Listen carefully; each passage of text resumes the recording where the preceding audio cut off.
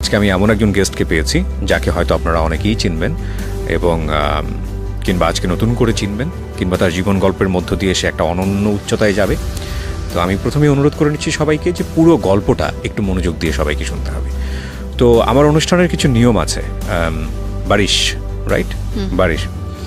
বারিশ সেটা হলো যে কিছু ফর্মালিটিস আছে, যেমন নামটা নিজের মুখে বলতে হয়, পুরো নামটা, আদার্স যে ব্যাপারগুলো থাকে। তো প্রথমে আমি পুরো নামটা জানতে চাই আপনার কাছে। আমার নাম হচ্ছে বারিশ হক। বারিশ হক, তো নিকনেম হচ্ছে বারিশ। জি। বারিশ মানে তো বৃষ্টি। জি। বৃষ্টি। কোথায় থাকেন আপনি? আমি উত্তরাতে থাকি, ঢাকার উত্তরাতে থাকেন, মানে জন্ম কি ঢাকাতেই হয়েছে? জি, স্থানীয়। ওকে। আর দেশের বাড়ি কোথায়? নোয়াখালী। একটা অসাধারণ গল্প নিয়ে আমরা আজকে এখানে যাত্রা শুরু করছি, বিশেষ করে যারা দেখছেন এবং একসাথে যারা শুনছেন রেডিওতে। আমি টিনেজার যেসব ছেলে মেয়ে আছে এবং কম বেশি ভালোবাসার মধ্যে যারা আছে তাদের সবাইকে বলবো যে আজকের এই গল্পটা খুব বেশি শিক্ষণীয় একটা গল্প। চলেন বারিশ, আমরা শুরু করি একেবারে। আপনি তো জানেনই আমাদের অনুষ্ঠানের নিয়ম, একেবারে ছোটবেলা থেকে যেখান থেকে বলার আছে আপনার। জি। আমি প্রথমেই বলবো যে আমি খুব মধ্যবিত্ত ঘরের একটি মেয়ে।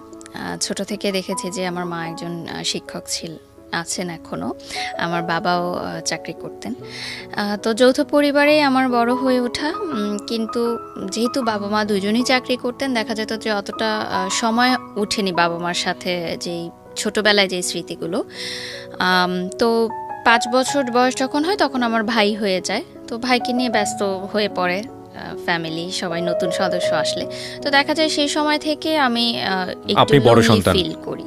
বড় সন্তান, হ্যাঁ, আচ্ছা। একটু লোনলি ফিল করা স্টার্ট করি। লোনলি বা জেলাস ফিল হতো কি, মানে ভাইকে? হ্যাঁ, জেলাস তো ফিল হতোই যে সেই বয়সে অবশ্যই সব আদর আরেকটা পেয়ে যাচ্ছে। এবং আরেকটা বিষয় ছিল যে আমি খুব ইন্ট্রোভার্ট, ছোট থেকেই খুব কম কথা বলতাম, কথা বলা শিখেছি অনেক দেরিতে। তো এই লোনলিনেসটা কাটানোর জন্য যখন স্কুল কলেজে স্কুলে যাই। স্কুলে গেলেন মানে হচ্ছে একদম কি প্রাইমারি স্কুলের কথা বলতেছেন? আমার প্রথম স্কুল হচ্ছে হার্টকো ইন্টারন্যাশনাল স্কুল। সেটা এখন অনেক বড় পরিসরে হয়েছে, তখন অনেক ছোট পরিসরে ছিল। এবং সেখানেও আমার খুব বেশি বন্ধু হয়েছে এমন না। তো যখন ভাই স্কুলে ভর্তি হওয়া শুরু করলো তখন এরকম একটা ব্যাপার হলো যে যেহেতু আমরা মিডল ক্লাস ফ্যামিলি ছিলাম, যে ভাইকে ইংলিশ মিডিয়ামে পড়াতে হবে, সেক্ষেত্রে দুইজনের ইংলিশ মিডিয়ামের খরচটা আসলে নেওয়াটা পসিবল হচ্ছিল না। তো সেখানে ওই বয়সটাতে কিন্তু স্যাক্রিফাইসটা শুরু হয় আমার, যে আমি বাংলা মিডিয়ামে চলে আসলাম। সেটা হলো মাইলস্টোন কলেজে, আর আমার ভাই মাইলস্টোন কলেজের ইংলিশ মিডিয়ামে পড়াশোনা শুরু করলো। তো এই যে মাইলস্টোন কলেজে বাংলা মিডিয়ামে আসলাম, এখান থেকেই আসলে গল্পের টার্নিং পয়েন্টটা শুরু। তখন আমি ক্লাস 7-এ পড়ি। তো 7-এ পড়া অবস্থায় কিন্তু এত ফ্রেন্ড ছিল না, এবং একটু লোনলিনেসের জন্য বলতে পারেন যে একটা ছেলেকে ভালো লাগে। সেই ছেলেটা ছিল ক্লাস 8-এ।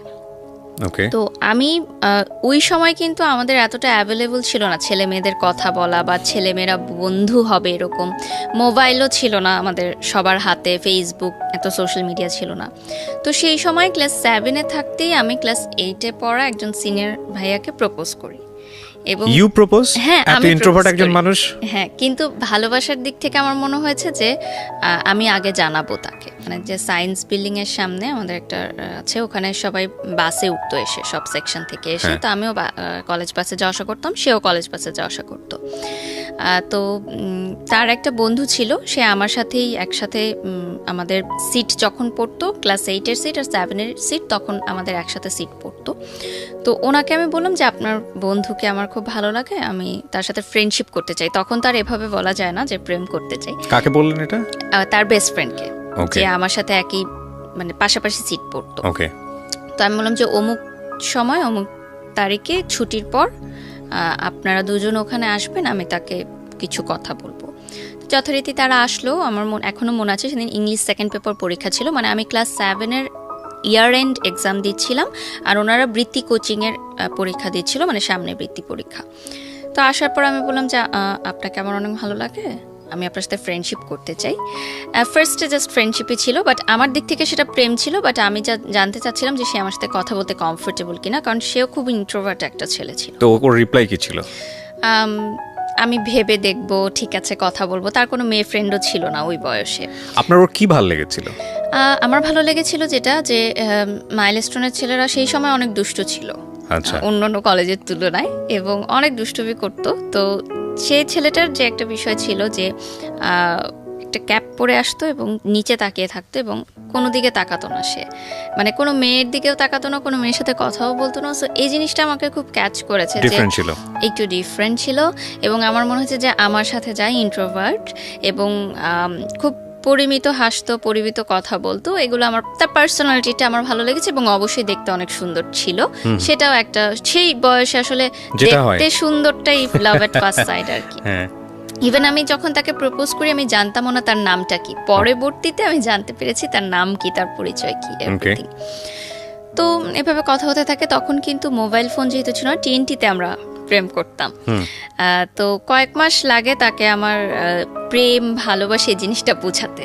আপনি নিজেও তো বুঝতাম না, কিন্তু ফ্রেন্ডশিপের চেয়ে যে একটু বেশি এটা ভালো লাগাটা, ভালোবাসাটা, এই বিষয়গুলো শেয়ার করা। তো একদিন কথা বলছিলাম এরকম ফোনে, আমার আরেকজন শুনলো, যেহেতু আমরা যৌথ পরিবারে ছিলাম, সে মাকে বলল যে এরকম আমি কথা বলি একজনের সাথে। তো বাসায়ও মারধর স্বাভাবিকভাবেই, ছেলের বাসায়ও ফোন দিল আমার বাসা থেকে।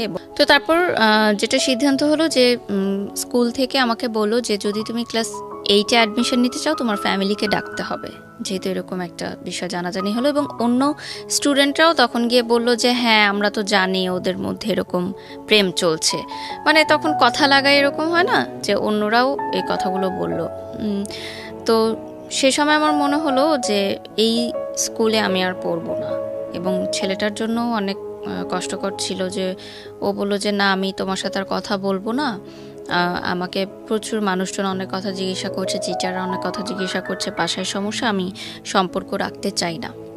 তো যাই হোক আমি সে বললো যে সে স্কুল ছেড়ে দেবে। এবং সে গাজীপুরে থেকে আসতো, উত্তরাতে মাইলস্টোন, এবং গাজীপুরে তখন এত ভালো শিক্ষা প্রতিষ্ঠান ছিল না।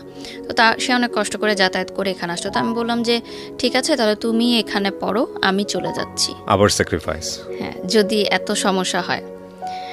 তো আমি চলে আসলাম স্কুল ছেড়ে শহীদ আনোয়ার গার্লস কলেজে। আমার মা শহীদ আনোয়ার গার্লস কলেজের টিচার।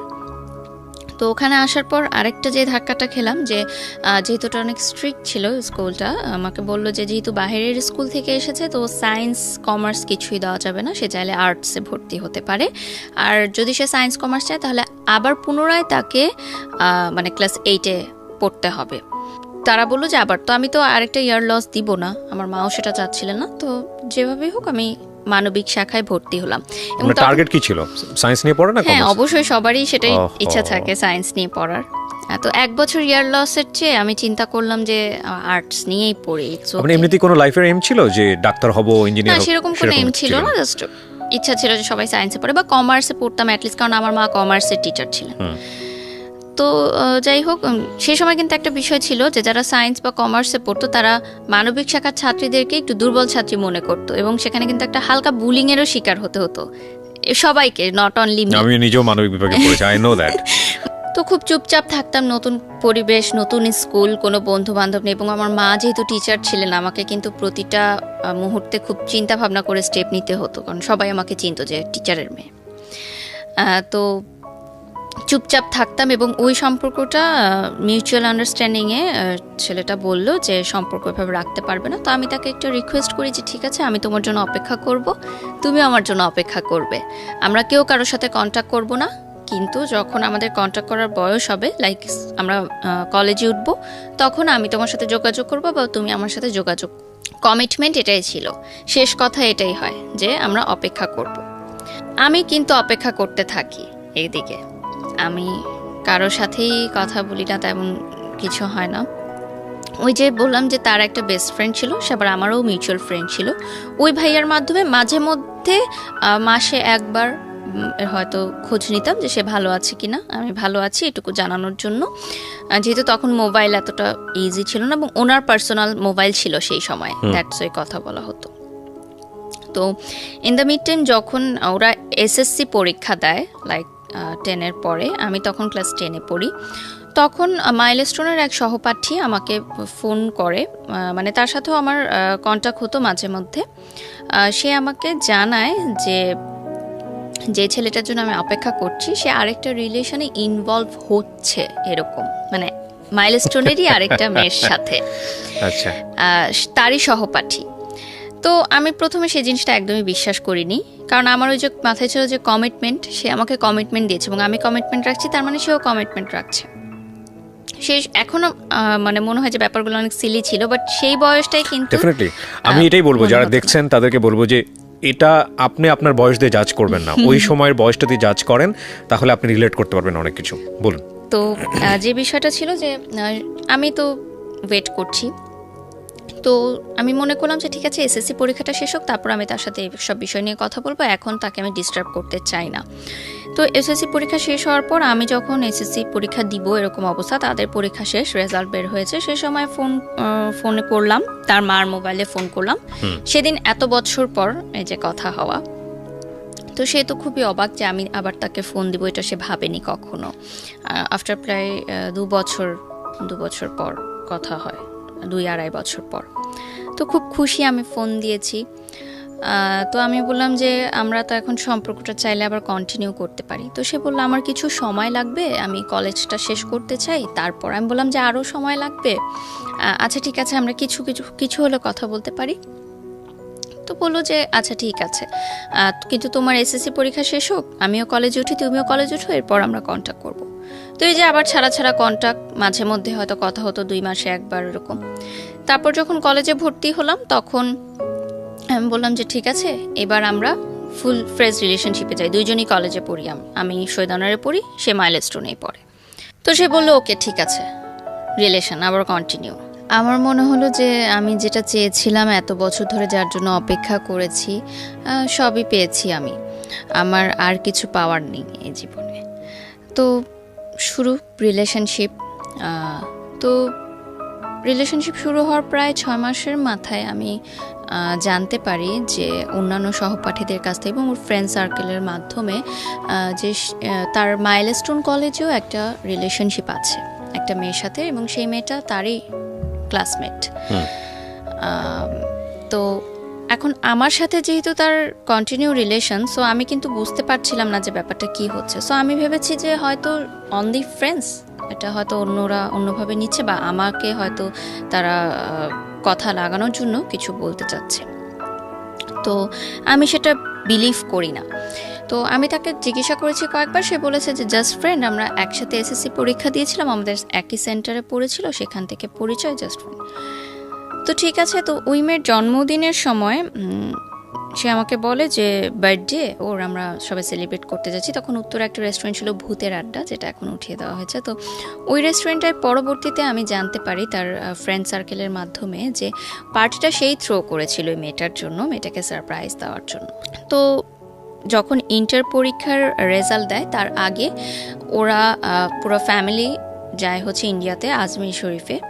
তো সেই সময় সে যখন ইন্ডিয়াতে যায়, আমি বাংলাদেশে থাকি, ওই মেয়েটা আমাকে ফোন দেয়। ফোন দিয়ে সে আমাকে নানা আজে বাজে কথা বলে যে তার বয়ফ্রেন্ডের সাথে আমি কেন রিলেশন রেখেছি, আমি কেন তাকে ছাড়ছি না। আমি বললাম আমি তো এগুলোর কিছুই জানি না, এবং সে যেহেতু ইন্ডিয়া, আমি তার সাথে কন্ট্যাক্ট করতে পারছি না। প্রিয় শ্রোতা, আমরা এই জায়গাটায় ছোট্ট একটা বিরতি নেব, আর একই সাথে আপনাদেরকে যেটা বলতে চাই, আজকের যিনি অতিথি আছেন তাকে যদি আপনারা দেখতে চান, চলে আসবেন আমার পার্সোনাল ইউটিউব চ্যানেলে www.youtube.com/RJKibriya.fm, RJKEBRIA.FM চ্যানেলটি আছে কিবরিয়া আরজে নামে। ওখানে গিয়ে প্লিজ সাবস্ক্রাইব করে নেবেন, এবং তারপর আপনার যে ভিডিওগুলো দেখতে ইচ্ছে করে, যা কমেন্টস করতে ইচ্ছে করে, ওখানে করবেন। ছোট্ট একটা বিরতি। জীবন গল্প।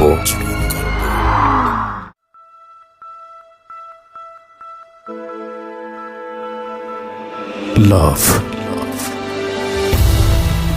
hate, challenge, motivation, lies, truth, impossible, virtue, morality, something beyond entertainment. Welcome to my stage of reality. Stay tuned. Sunday and Wednesday with me, RJ Kibriya, only on Dhaka FM 90.4.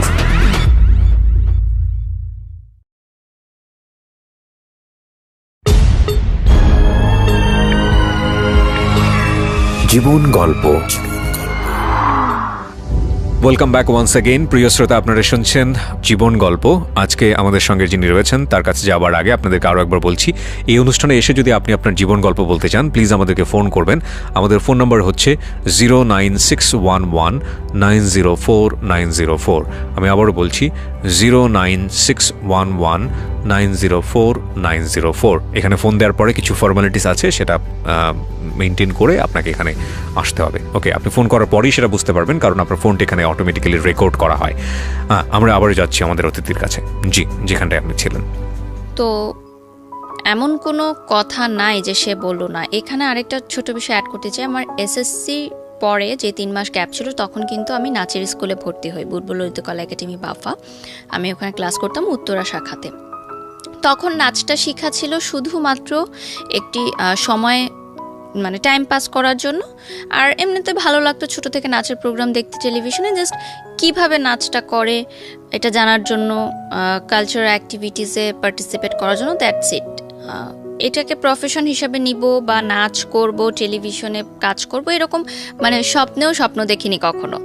কারণ আমার ওই ধ্যান ধারণা ছিল ওই ছেলেটাকে নিয়েই, আর বাকি সব কিছু আমার কাছে মনে হতো যে এক্সট্রা সব কিছু, ওইটাই আমার মেইন। তো ওই মেয়েটা আমাকে খুব মানে একটা কথা বলেছিল, যেটা আমার এখনো মনে পড়ে, যে আমাদের তখন স্কুলে, নাচের স্কুলে আমাদের সামনে একটা ছোট পার্ক ছিল। ওই পার্কে আমাদের গ্রুপ নাচ হতো তখন। তো ওই স্কুলে যারা যারা মানে নাচ শিখতো তারা সবাই গ্রুপে নাচ করতো। তখন সে আমাকে বলে যে তোর মূরত শুধু ওই পার্কে নাচ করার, তুই তো রাস্তার মেয়ে, এর বেশি তো কিছু করতে পারবি না। তো এই কথাটা না এখন আমার খুব কানে বাজে। এই কথাটা আমি ভুলতে পারি না এখন পর্যন্ত, যে এত খারাপ খারাপ কথা আমাকে শুনতে হয়েছে সে সময়, যে আমি কিন্তু জানি না যে সে আরেকটা রিলেশনশিপে আছে। যদি আমি জানতাম তাহলে হয়তো আমি আগাতাম না। তো পরে যখন সে ইন্ডিয়া থেকে আসে, আমি ফোনের সব কিছু রেকর্ড করে রাখি। তখন কিন্তু কল রেকর্ড করা যেত, যে বাটন সিস্টেম যে ফোনগুলো ছিল ওটাতে কল রেকর্ড করে আমি তাকে শোনাই যে এই কথাগুলো আমাকে শোনানো হয়েছে এই মেয়েটাকে। তখন সে বলে, মেয়েটা আমাকে জাস্ট পছন্দ করে, তোমাকে হয়তো এমনি কথাগুলো বলেছে, বাদ দাও, এগুলো সব ভুলে যাও। আর তার আর আমার দেখা হতো, বিষয়টা কীরকম, যে রেস্টুরেন্টে তখন কিন্তু বসে প্রেম করা হতো না, দেখাও হতো এমন না, যে দূর থেকে দেখা হতো। আর সে বলতো যে আমি কাছে দেখা করব না, আমার প্রবলেম আছে কেউ দেখলে। তাদের ফ্যামিলি পলিটিক্যাল ব্যাকগ্রাউন্ড ছিল, সো ওকে অনেকে চিনতো, সো দেখলে কেউ প্রবলেম। তো আমি ইউসিসিতে যখন কোচিং শুরু করলাম ঢাকা ইউনিভার্সিটির জন্য, তখন সে ল পড়ার জন্য ল ইউনিভার্সিটিতে ভর্তি হলো, একটা প্রাইভেট ইউনিভার্সিটি, সেটা ধানমন্ডিতে ছিল।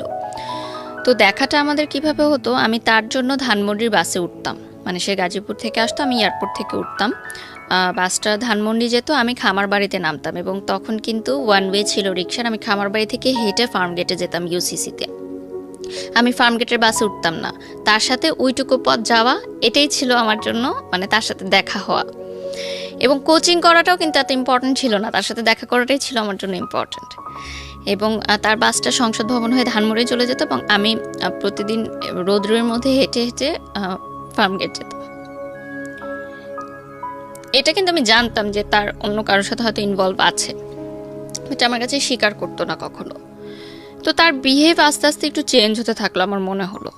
আগে রাতে কথা বলতো, সারা রাতে কথাও কমিয়ে দিল, দেখা কমিয়ে দিল, বলতো যে এভাবে প্রতিদিন যাওয়া আসা করি আমার ভালো লাগে না, আমি ফ্রেন্ডদের সাথে যেতে চাই, আমার ফ্রেন্ডরা থাকে ওদের সাথে যেতে। ঠিক আছে, একটা টাইম পরে আমি অনেকগুলো প্রুফ পেলাম যে সে আরেকটা রিলেশনশিপে আছে।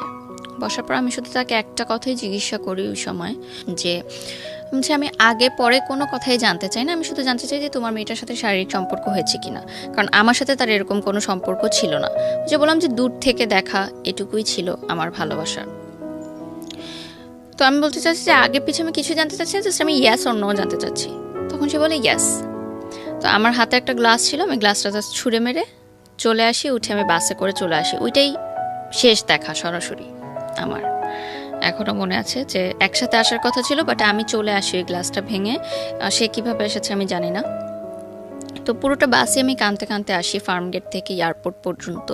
এবং আমার মনে হয় যে মানে পরবর্তীতে যেটা আমি জানতে পারি যে আমি যখন ছিলাম না, যে সেই গ্যাপের মধ্যে তার ওই রিলেশনশিপটা হয়েছিল, এবং পরবর্তীতে সে ভেবেছিল যে আমার সাথে কন্টিনিউ করার পর হয়তো একজনকে সে তাকে হয়তো বাদ দিয়ে দিবে সে, বাট সে আসলে দুইটা রিলেশনই কন্টিনিউ করছিল, ওই মেয়েটাকেও সে না করতে পারছিল না।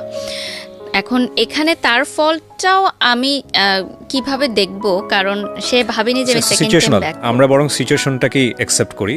ওর জায়গা থেকে বিষয়টা বলার থাকলে হয়তো 1000 টাইপ অফ লজিক আছে ওখানে। আপনার জায়গা থেকে এটা সত্য, ওর জায়গা থেকে সত্যটা অন্যরকম। যে মেয়েটা সম্পর্ক করেছে তার জায়গা থেকে সত্যটা এরকম, বাট রাইট। সো ট্রায়াঙ্গেল সিচুয়েশনে তিনজনই তিন জায়গা থেকে সত্য, এবং তিনজনেরই কিছু না কিছু লজিক আছে। আমি শুধু বয়সটাকে দেখতে চাই। আপনার যখন ব্রেকআপ হলো তখন বয়সটা কত? মানে যখন আপনি গ্লাসটা ভাঙলেন ওই সময় বয়সটা কত? 18। সো 18 এজ, এই এইজে এত যুক্তি দিয়ে প্রেম চলে না, ডেফিনেটলি চলে না। এখানে ফুল অফ ইমোশন, বয়সন্ধিকাল, এবং এখানে আসলে কি হয় মানে এত জাজমেন্টে যাওয়াটার খুব মুশকিল। বরং আমরা আপনার জীবনের ঘটনা থেকে আমরা আমাদের যেন শিক্ষাটা নিতে পারি, আমাদের যেন কিছু না কিছু হলো ওই রকম সিদ্ধান্ত নেবার ক্ষেত্রে যেন সতর্ক হতে পারি, যেটা কারণেই আপনি মূলত আজকে এখানে এসেছেন। সো ওই জায়গাগুলোকে আমরা ফোকাস করি। সো প্লিজ ডু নট জাজ হার, কারণ ওনার লাইফে যে ঘটনা ঘটেছে তার চেয়েও ভয়ঙ্করতম ঘটনা অনেকের জীবনে ঘটে। ঠিক আছে, উনি যে সাহস করে আজকে এখানে বলতে এসেছেন নিজেকে হালকা করার জন্য, এইটাকে অ্যাপ্রিসিয়েট করার মতো। তো বলেন তারপর কি হলো? তারপরে আমার মনে হলো যে আমি আসলে তাকে ছাড়া থাকতে পারবো না, যত কষ্টই হোক আমি তার সাথে থাকবো। আমি তাকে বুঝাবো যে তুমি আমার সাথে থাকো, টাইম নাও ওই মেয়েটার থেকে দূরে আসার জন্য, কিন্তু কোনোভাবেই সে আর কি আমার সাথে কন্ট্যাক্ট করে না। তো আমি এতটা মানসিকভাবে ভেঙে পড়ি যে তার ইউনিভার্সিটির সামনে গিয়ে আমি দাঁড়িয়ে থাকতাম ঘন্টার পর ঘন্টা। মানে আপনি ব্রেকআপ করার পরে আপনি ওকে পাওয়ার জন্য পাগলের মতো হয়ে গিয়েছেন? মানে এতটা বেশি ক্রেজি ছিলাম আমি সেই সময় তার জন্য। তো তার ইউনিভার্সিটির ছেলেদের দিয়েও আমাকে থ্রেট দিয়েছে যে এই ইউনিভার্সিটির সামনে যেন তোমাকে আর দাঁড়াতে না। ঘন্টার পর ঘন্টা কি আপনি একাই দাঁড়িয়ে থাকতেন ওখানে? আমি একাই দাঁড়িয়ে থাকতাম। আর আমার সে সময় তেমন কোনো বন্ধুও ছিল না, আমি খুব ইন্ট্রোভার্ট ছিলাম। তার বন্ধুদের সাথেও অনেকবার কথা বলার চেষ্টা করলাম, তারা বলল যে দেখো, যেহেতু ওরা অনেক কাছাকাছি ছিল একটা সময়, সহপাঠী মানে কি এভরিডে তাদের মিট হতো, দেখা হতো, এবং যেহেতু সহপাঠী ছিল বাসাতেও তাদের অ্যাক্সেস ছিল, ফ্রেন্ড সার্কেল যখন যেত গ্রুপ ওয়াইজ। আমি তো অনেক দূরত্ব ছিল আমাদের মধ্যে, জাস্ট ফোনে কথা হতো। তো হয়তো ইমোশনাল অ্যাটাচমেন্টটা তার সাথে বেশি এবং তাকে হয়তো ছাড়তে পারছে না। কিন্তু আমার একটা প্রশ্ন ছিল যে তাহলে সেকেন্ড টাইম কেন আমার সাথে রিলেশনশিপ কন্টিনিউ করলো? তখন আমাকে না করে দিলেই পারতো। এতগুলো বছর আমি যে তার জন্য অপেক্ষা করলাম, সেই অপেক্ষার সময়গুলো আমাকে কষ্ট দিত, যে এই অপেক্ষাগুলোর তাহলে মূল্য কোথায় গেল। এবং এই সময়টাই কিন্তু অনেক ছেলে আমাকে প্রপোজ করেছে, আমি কিন্তু কাউকে ইয়াস বলিনি, কারণ আমি ওই কমিটমেন্টের জায়গাটা ঠিক রেখেছিলাম। তো এরপর আমি ইউনিভার্সিটিতে উঠি। আমার ঢাকা ইউনিভার্সিটি পরীক্ষা জঘন্য হয়, খুবই খারাপ হয়, চান্স হয় না আমার। আমার বাবা মাও খুব কষ্ট পায় সেটার কারণে, বিকজ এটা আপনার লেখাপড়াতে ইফেক্ট করছিল। আমি যখন ইন্টার পরীক্ষা দিই তখন আমার যখন প্রেম চলছিল, আমি কিন্তু ইন্টার সেকেন্ড ইয়ারে গোল্ডেন এ+ পাই মানবিক শাখা থেকে, এবং ঢাকা বোর্ডে 22তম স্থান অধিকার করি, মানে মোট নাম্বারের দিক থেকে, মানে যোগ করে সব নাম্বার যোগ করে আমি 22তম হই, এবং মানবিক শাখা থেকে প্রথম মানে 22তম আমিই হই। মানে এর আগে যারা হয়েছে 1 থেকে 21 তারা সবাই সায়েন্স বা কমার্সের। ও মানে কম্বাইন্ড? হ্যাঁ, কম্বাইন্ড হোল ঢাকা বোর্ডে আমি 22তম হই। না সায়েন্স আর কমার্স কোনো ব্যাপার না, সবকিছু মিলিয়ে হোল এটা। এবং আমাকে, কত সালে এটা? এটা হচ্ছে 2012, এবং আমাকে গভর্নমেন্ট থেকে কিন্তু প্রতি বছর টাকা দেয়া হতো। ক্যান ইউ ইমাজিন এই মেয়েটা ঢাকা ইউনিভার্সিটিতে চান্স পায়নি জাস্ট বিকজ অফ এই উলালা টাইপ প্রেম। ওকে, তারপর এটাই আসলে লার্নিং এর বিষয়। যারা এখন দেখবে যে পড়াশোনাটা অনেক বেশি ইম্পর্টেন্ট, কারণ জীবনের ক্যারিয়ারটা টোটালি চেঞ্জ হয়ে যায় কিন্তু এই আপনার এই গল্প এখন পর্যন্ত আমাকে মানে এই মোমেন্টটা আমাকে ধাক্কা দিয়েছে। এর আগ পর্যন্ত আমি শুনেছি জীবনে এই ধরনের গল্প বহু শুনেছি, কিন্তু এই যে গা শিউরোটার ফিলিংস আমি খুব কম গল্পেই পাই, এখন উঠেছে। মানে আমার টিচাররা এবং আমার ফ্যামিলি ফ্রেন্ডসরা সবাই চিন্তা করেছিল যে আমি যে কোনো একটা সাবজেক্টে তো পাবোই, মানবিক শাখার কিন্তু অনেক সাবজেক্ট থাকে, এমন না যে আমাকে টপ সাবজেক্টগুলোতেই পেতে হবে চান্স।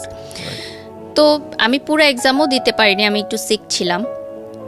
তো তারপর আমি ভর্তি হই ইন্ডিপেন্ডেন্ট ইউনিভার্সিটি বাংলাদেশ আইবিতে বসুন্ধরা শাখা, এবং ওখানে আমি ফুল স্কলারশিপ নিয়ে ভর্তি হই। মানে আমার কোনো, কোন সাবজেক্টে পড়েন? আমি মিডিয়া এন্ড কমিউনিকেশনে ভর্তি হই, এবং আমার কোনো টিউশন ফি লাগতো না, ফুল ফ্রি। আমি প্রাইভেট ইউনিভার্সিটিতে পড়তাম, যেহেতু আমার রেজাল্টটা ভালো ছিল। যেহেতু আমি বলেছি আমি মিডল ক্লাস ফ্যামিলির মেয়ে, সো অবভিয়াসলি প্রাইভেট ইউনিভার্সিটির এত খরচ নেওয়াটা সম্ভব ছিল না। তো শুরু হয় আমার নতুন পড়াশোনা সব কিছু। তো সেই সময় আমার ফেসবুক নতুন নতুন, তো ফেসবুকে আমার একটা ছেলের সাথে পরিচয় হয়। সেই ছেলেটা তখন জব করে অলরেডি একটা গার্মেন্টস ফ্যাক্টরিতে, আমার চেয়ে প্রায় 14 বছরের বড়। তো যেহেতু আমার তেমন কোনো ফ্রেন্ড ছিল না, সো আমি তাকে কখনো দেখিনি, তার সাথে কথা বলতাম, জাস্ট শেয়ার করতাম যে আমার এরকম ব্রেকআপ হয়ে গেছে, আমার খুব খারাপ লাগছে, ছেলেরাই মনে হয় খারাপ, সব ছেলেরা খারাপ, এরকম আমি কথা টথা বলতাম। তো এক সময় সে বলে যে আমি তোমার সাথে দেখা করতে চাই। তো দেখা করলাম, দেখলাম যে আমার চেয়ে অনেক সিনিয়র একটা ভদ্রলোক বলতে গেলে। তো আমার তার সাথে কথা বলতে ভালো লাগতো যে আমি কথাগুলো বলে হালকা হতে পারতাম। আর আমার তখনকার সেই সময় সমসাময়িক বান্ধবীরা সবাই কিন্তু প্রেম করছে, একদম চুটিয়ে প্রেম করছে। তো তাদের সাথে কিন্তু এই দুঃখের কথাগুলো কয়জন বা কতক্ষণ ধরেই বা শুনতে চায়, তারাও কিন্তু নিজেদের লাইফে ব্যস্ত এবং দিনের পর দিন কিন্তু কেউ শুনতে চাবে না। তো তার সাথে আমি শেয়ারিংগুলো করতাম। স্টিল নাও কিন্তু আমার ফ্যামিলি জানে না যে আমার পার্সোনাল লাইফে কি হচ্ছে, স্টিল জানে না। না, তাদেরকে আমি একটুও বুঝতে দেইনি, কারণ আমি খুবই চাপা স্বভাবের ছিলাম ছোট থেকে। তো নাচের ক্লাসও চলছে কন্টিনিউ, নাচের ক্লাসের মতো চলছে, টুকটাক অনুষ্ঠান করছি আমি। বাংলাদেশ টেলিভিশনে আমার বিতর্ক করতাম, কুইজ প্রতিযোগিতা, এবং জাতীয় পর্যায়ে আমার বিভিন্ন পুরস্কারও আছে। সেটা 2008 থেকে বাংলাদেশ টেলিভিশনে করি। তো ইউনিভার্সিটিতে ওঠার পর আমার কিছু ফ্রেন্ড হয় ইউনিভার্সিটিতে প্রথম, তারা বুঝতে পারে যে আমি মেন্টালি ওকে না, মানে হঠাৎ কান্না করে ফেলি, হঠাৎ কোনো নিউ রিলেশনশিপ কাপলকে দেখলে আমার খুব খারাপ লাগে, যেটা হয় ব্রেকআপের পর। এবং তাকে আমি ভুলতে পারছিলাম না কোনোভাবেই, মানে আমার মনে হচ্ছিল যে জিনিসটা আমার, সেটা চোখের সামনে দিয়ে আরেকজন নিয়ে চলে যাচ্ছে, এটা আসলে মানা যায় না। তো আমার মনে হলো যে আমি আসলে মানসিক চাপটা নেওয়ার জন্য প্রস্তুত না এই বয়সে। তো আমার মনে হলো যে আমি আর বেঁচে থাকতে চাই না, কারণ আমি আসলে এটা দেখতে পারবো না যে আমার ভালোবাসার মানুষটা অন্য কারোর সাথে আছে। ইন দ্য মিড টাইম ওই মেয়েটাও কিন্তু আমাকে কন্টিনিউয়াস থ্রেট দিতে থাকে যে আমার বয়ফ্রেন্ডের সাথে তুমি দেখা করবা না, তাকে কোনো ফোন করবা না, কারণ আমি তাকে ডেইলি ফোন করতাম, মেসেজ করতাম। সে আমাকে ফোন করে নানান আজে বাজে গালাগালি যত ছিল অনেক কিছু বলে। তো সেই সময় আমার মনে হয়েছিল যে আমি মনে হয় মারা যাব, আমি মরে যেতেই চাই। সে সময় তো ট্যাবলেট এতটা ইজি ছিল না, তো ছিল যে আমি ফাঁস দিতে চেয়েছিলাম গলায়, প্রিপারেশনও নিয়েছিলাম। বাট জাস্ট একটা মোমেন্টের জন্য আমার মনে হলো যে আমারটা জীবন তো মাত্র শুরু। মানুষ বলে যে ইউনিভার্সিটি লাইফটা অনেক এনজয়েবল হয় এবং সামনে আরও অনেক জীবন বাকি আছে, এবং আমি দেখতে চাই যে আমাকে ছাড়া সে কতটা সুখে আছে, আমি শেষটা দেখতে চাই, আমি এত তাড়াতাড়ি হেরে যেতে চাই না। তো আমি ওই পথ থেকে আবার ফিরে আসলাম। মানে এটা ফ্যামিলি জানে না আপনি, মানে কোনো স্টেপ সেভাবে নিতে পারেননি? ফ্যামিলি জানে না। ওকে। তো যেটা হয় যে ইউনিভার্সিটিতে ভর্তি হওয়ার পর আমার মনে হয় যে না, আমি মুভ অন করা দরকার। এভাবে যদি আমি থাকি তাহলে আমি অসুস্থ হয়ে যাব মানসিকভাবে।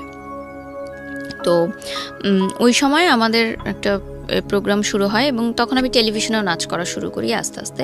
আমাদের স্কুল থেকেই আমাদের নিয়ে যাওয়া হতো। তখন প্রথম বাংলাদেশি আইডল শুরু হয় এসএ টিভিতে, এবং ওখানে আমাদের স্কুল থেকে আমি কাজ করার সুযোগ পাই। ওখানে যে টপ 10 পার্টিসিপেন্টরা থাকে তাদের সাথে জুটি হয়ে নাচ করার সুযোগ পাই আমি। তো আমার তখন বাংলাদেশি আইডলের শুটিং চলতে থাকে। তো এফডিসিতে আমাদের প্রায় 1 সপ্তাহের মতো থাকতে হয়েছিল শুটিংয়ের পারপাসে। তো সেই সময় দেখা যেত অনেক রাতে শুটিং শেষ হতো, আমাদের আসতে অনেক লেট হয়ে যেত। তখন ওই যে যার সাথে আমি কথা বলতাম, যে বললাম যে ভদ্রলোক, উনি আমাকে নিয়ে যাওয়া আসা করতেন অ্যাজ আ ফ্রেন্ড। গার্মেন্টসের সেই ভদ্রলোক করেন, মানে উনি মার্চেন্ডাইজার ছিলেন। ওকে। তো উনি আমাকে নিয়ে যাওয়া আসা করতেন এবং একটা গুড ফ্রেন্ডশিপ আমাদের মধ্যে তৈরি হয়। তো ওই বাংলাদেশ আইডল চলাকালীন সময় সে আমাকে বিয়ের প্রস্তাব দেয়। আচ্ছা। যে সে আমাকে বিয়ে করতে চায়। একটা সময় গিয়ে আমার মনে হলো যে আমাকে বিয়ের প্রস্তাব দিয়েছে সে তো সব দিক দিয়ে ঠিকই আছে, ভালোই আছে, এবং আমি যদি বিয়ে করে আরেকটা জায়গায় লাইফ সেটেল করতে পারি তাহলে হয়তো আমি মানসিকভাবে একটু সুস্থ হতে পারবো, মানে এই এবং মিসিংটা তাকে থাকবে না, ভুলতে এই খারাপ পারবো। লাগাটা থাকবে না। This is the main part of the story. হ্যাঁ, এক্স্যাক্টলি, যে একজনকে ভুলার জন্য আমি আরেকজনকে উপর নির্ভরশীল হতে চাচ্ছি। রাইট। এবং বিয়ে করলে একটা নতুন বাড়িতে আমি যাব, সেখানে এটা শুধু আপনার পারসেপশন না, কিন্তু এটা কিন্তু আমাদের সমাজের পারসেপশন। অনেক সময় দেখবেন যে মেয়ে কাউকে পছন্দ করেছে, বাবা মা সেটা জেনে ফেলেছে, যত দ্রুত পারো বিয়ে দিয়ে দাও, এবং এই বিয়ে দিয়ে দিলে কি হয়ে গেল, ব্যাস প্রবলেম সলভ। কিন্তু আসলে প্রবলেমের শুরুটা হয় তখন, এবং সেই প্রবলেমটা এত ভয়াবহ হয়, আনথিঙ্কেবল। তবে এইটা যে আসলে সবসময় যে কাজ করে না তাও না, কারণ প্রিমিটিভ অনেকেই সুখে থাকে কিন্তু, এবং অনেকে জোর করে দিয়েও একটা পর্যায়ে মানিয়ে নিতে নিতে মোটামুটি সেটেল হয়ে যায়। সুখে থাকাটা আসলে নিজের বিষয়। এবং আরেকটা বিষয় হলো যে ধরেন সংসার জীবনে কেউ সুখী না, কিন্তু দেখা গেল যে হচ্ছে না, দুজনের মধ্যে ম্যাচ হচ্ছে না, ঠিক আছে, একটা বাচ্চা নিয়ে নাও, বাচ্চা নিলে হয়ে যাবে। সামটাইম ইট ওয়ার্কস, যদি কাজ না করে তাহলে এটা worst life, definitely worst life. আর একই সাথে আপনাদেরকে যেটা বলতে চাই, আজকের যিনি অতিথি আছেন তাকে যদি আপনারা দেখতে চান, চলে আসবেন আমার পার্সোনাল ইউটিউব চ্যানেলে www.youtube.com/RJ Kibriya FM, RJKEBRIA FM চ্যানেলটি আছে কিবরিয়া আরজে নামে। ওখানে গিয়ে প্লিজ সাবস্ক্রাইব করে নেবেন, এবং তারপর আপনার যে ভিডিওগুলো দেখতে ইচ্ছে করে, যা কমেন্টস করতে ইচ্ছে করে, ওখানে করবেন। ছোট্ট একটা বিরতি। জীবন গল্প।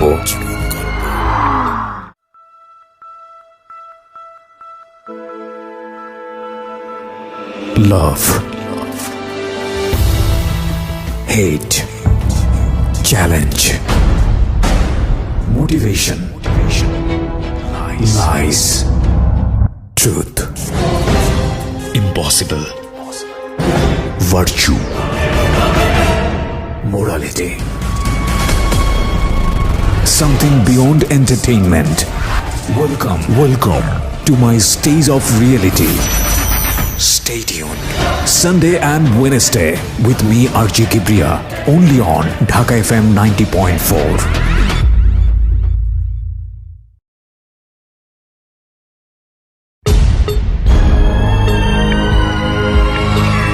জীবন গল্প। Welcome back once again. প্রিয় শ্রোতা, আপনারা শুনছেন জীবন গল্প। আমি আরজে কিবরিয়া আপনার সঙ্গে রয়েছি। আমার এই অনুষ্ঠানগুলোতে যদি আপনি অংশগ্রহণ করতে চান, আমাদেরকে ফোন করবেন। আমাদের ফোন নাম্বারটি হচ্ছে 09611904904।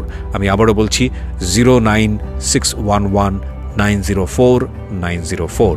ওকে, তারপর কি হলো? তারপরে আমার মনে হলো যে ঠিক আছে, তো আমার বাসায় উনি বিয়ের প্রস্তাব দিল। আমি বললাম ঠিক আছে, আপনি বাসায় ফ্যামিলিগতভাবে কথা বলেন, যদি হয় অ্যারেঞ্জ ম্যারেজ হবে। এবং আমি তাকে ক্লিয়ার করলাম যে আমি কিন্তু আপনাকে ভালোবাসি না, আমি কিন্তু এখনও তাকেই ভালোবাসি, আপনি কি এটা মেনে নিয়ে আমাকে বিয়ে করবেন? তো সে বলে ঠিক আছে, সমস্যা নেই, কারণ সে হয়তো এতটা ম্যাচিউর ছিল সেই বয়সে, সে ডিল করতে পারবে এটা, যে ভেবেছে যে ঠিক আছে, ছোট বাচ্চা মেয়ে বলছে বিয়ের পর ভুলে যাবে।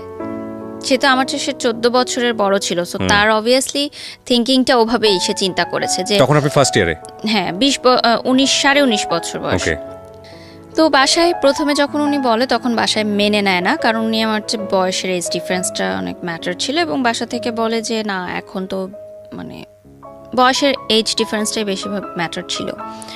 তো শুটিং নিয়েও যখন প্রবলেম শুরু হতে থাকে, তখন আমার মা মনে করে যে মেয়ে মিডিয়ার পথে যাচ্ছে, সেটা আটকানোর জন্য মেবি বিয়ে দিয়ে দিলে ভালো হবে, যেটা মানে হয়তো তারা এটা ভেবেছিল যে সংসার তো করতেই হবে, আজ হোক কাল হোক, তো যদি আগে থেকেই লাইফটা সেটেল হয়ে যায় তাহলে দোষ কি, পড়াশোনা তো চলছেই, পড়াশোনার মতো থাকুক, এদিকে সংসার করুক, অ্যাটলিস্ট এই নাচ গানের যে ভূতটা টেলিভিশনে কাজ করার, এটা চলে যাক।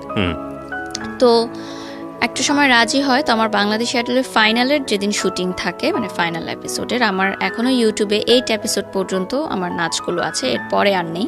বাংলাদেশ আইডলের একটা গানের অনুষ্ঠান ছিল, হ্যাঁ, কিন্তু গানের অনুষ্ঠানের মানে যারা পার্টিসিপেন্ট ছিল টপ 10, তাদের সাথে নাচের একজন জুটি থাকতো, মানে গানটাকে আরেকটু সুন্দর করার জন্য, দর্শকদের কাছে মনোরঞ্জন করার জন্য। তারপর দেখা যায় যে ওই দিন শুটিং এর দিনই আমার বিয়ে হয়, সেটা আমি জানতাম না আসলে।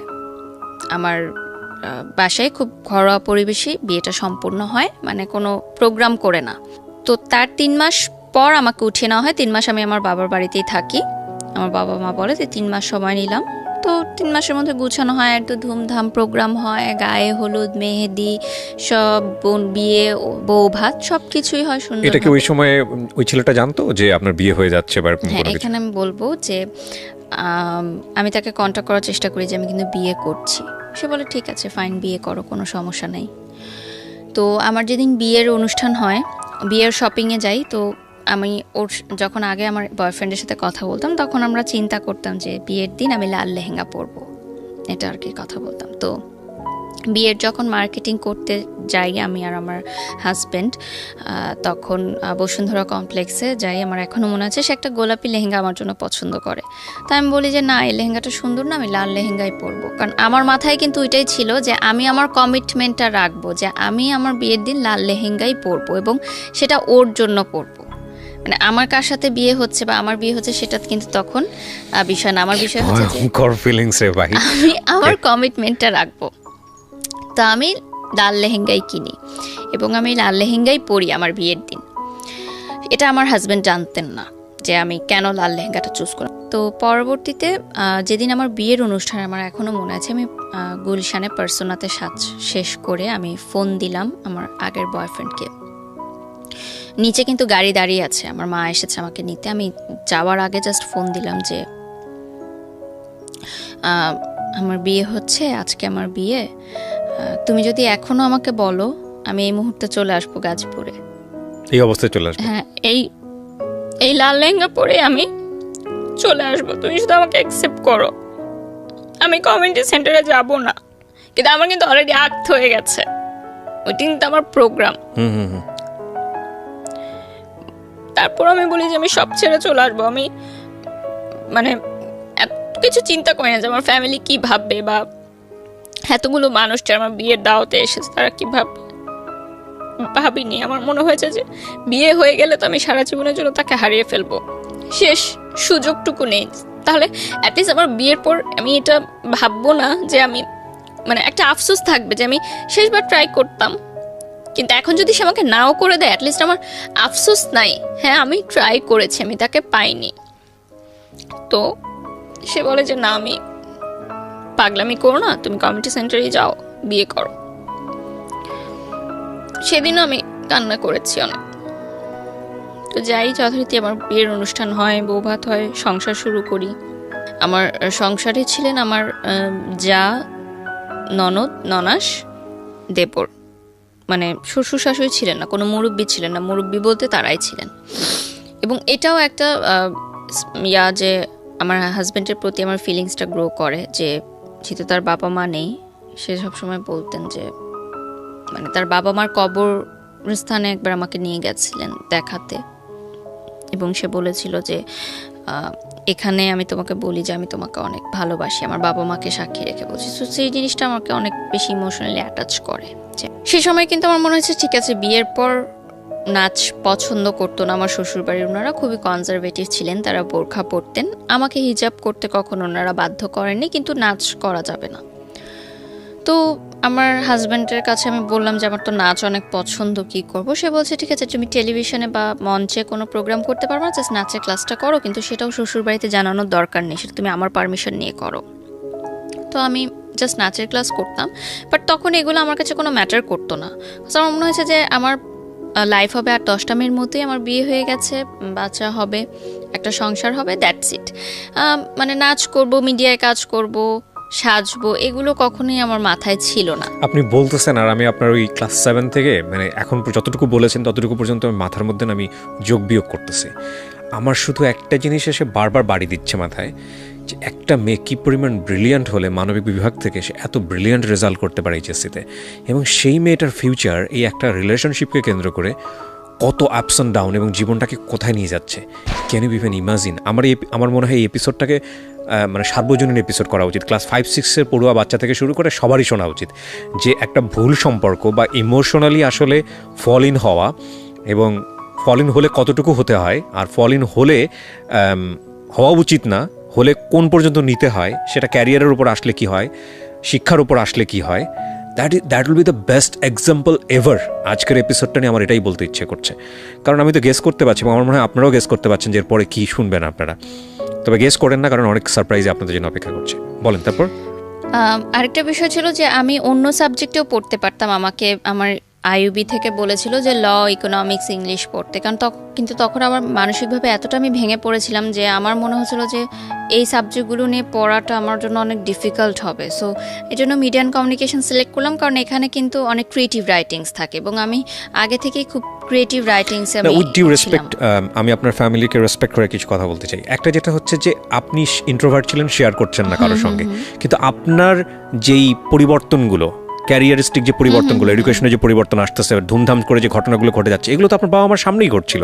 তারা কেন স্টেপ নিচ্ছিল না? তারা কেন আপনার সঙ্গে বসে ফ্রি হচ্ছিল না যে বাবা তুমি শেয়ার করো আমার সঙ্গে কি হচ্ছে? এত ফ্রি না আমার ফ্যামিলি, কখনোই ছিল না এত free. That's your bad luck, definitely bad luck. হয়তো ওকে, হতে পারে। চলেন তারপর কি হলো? বিয়ে হলো।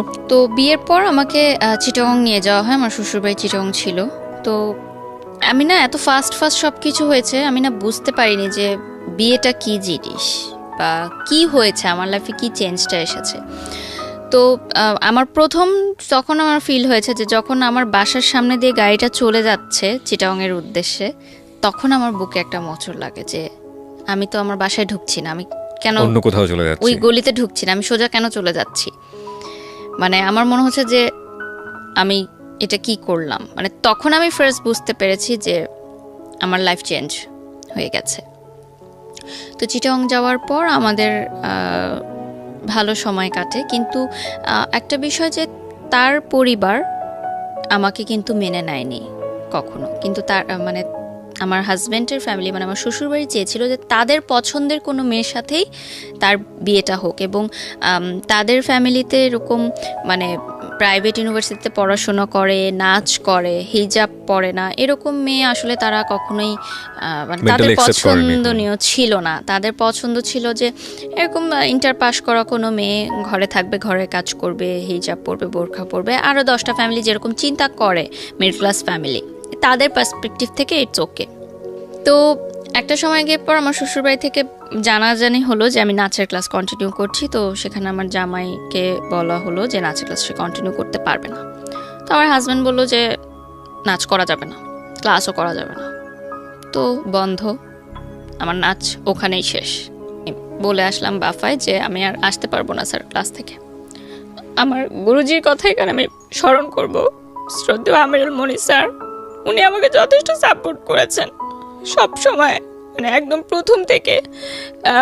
মানে নাচের জীবনটা আমার এতটা কষ্ট ছিল যে শেখার চেষ্টা থাকলেও আমার এত বাধা এসেছে যে আমি পরিপূর্ণভাবে শিক্ষাটা নিতে পারিনি নাচের ব্যাপারে। মানে অনেক কিছু এখনো আমি তাল লয়গুলো ক্যাচ করতে পারি না, বাধা হয়ে তো আমার শিক্ষাটা হয়েছে। তো আমার যখন নাচ নিয়ে বাসায় প্রবলেম হচ্ছিল, তখন কিন্তু আমাকে বাসা থেকে, মানে বিয়ের আগের কথা বলছি, আমি এটা অ্যাড করছি, যে তখন কিন্তু আমাকে অফ করে দেওয়া হয়েছিল নাচের প্রোগ্রামটা, অফ করে দেওয়া হয়েছিল নাচের ক্লাসটা। তখন আমি বাসায় না জানিয়ে নাচের ক্লাস করতে যেতাম, এবং আমার টিফিনের টাকা বাঁচিয়ে আমি বাফার 300 টাকা ছিল তখন বেতন, সে 300 টাকা দিতাম। আমি না খেয়ে থাকতাম, টিফিনের জন্য আমাদের যে টাকাটা দিত ওটা আমি বাঁচিয়ে রাখতাম নাচের ক্লাসের বেতনটা দেওয়ার জন্য।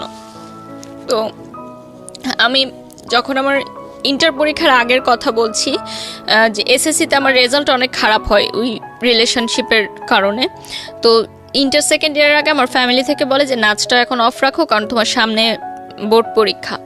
বাট তখন আমি নাচটা কন্টিনিউ রাখি, এবং আমি মানে কলেজ ড্রেস পরে আমি নাচের ক্লাসে যেতাম, মানে প্রাইভেট পড়ার নাম দিয়ে মিথ্যা কথা বলে যেতাম। তখন আমার গুরুজি আমাকে বলেছিলেন যে তুমি একদিন অনেক বড় কিছু করতে পারবা। মানে এত নাচ শেখার জন্য যে এতটা ইচ্ছা, এটা আসলে সবার মধ্যে দেখা যায় না। তো ওই সময় যখন আমার নাচটা বন্ধ হয়ে গেল, তখন আমার গুরুজি বললেন যে ঠিক আছে, সমস্যা নাই, বিয়ে হয়েছে, সংসার করো, পরে কখনো নাচ শেখা আবার শুরু করো, নাচ শেখার তো কোনো বয়সের শেষ নাই, বাট হাজব্যান্ড যেটা বলে সেটা শোনা উচিত। তো শেষ হয়ে গেল আমার নাচের লাইফ, শুধুমাত্র পড়াশোনা। তো একটা সময় গিয়ে দেখা গেল যে আমি অ্যাক্সিডেন্টলি কনসিভ করি বিয়ের পরই। তো কনসিভ করার পর আমার মা বিয়ের আগেই বলে দিয়েছিল যে আমি বিয়ে দিচ্ছি তোমাকে, মানে আমার মেয়ের সাথে, কিন্তু আমার মেয়ের পড়াশোনায় কোনো হ্যাম্পার হওয়া যাবে না। যখন আমি দেখলাম যে আমি কনসিভ করেছি অ্যাক্সিডেন্টলি, তখন আমার হাজব্যান্ড বলল যে এখন যদি আমি মানে কনসিভ করি তাহলে তো আমার সেমিস্টারটা ড্রপ পড়বে, তার মানে আমার পড়াশোনা কিন্তু একদমই স্টপ হয়ে যাচ্ছে।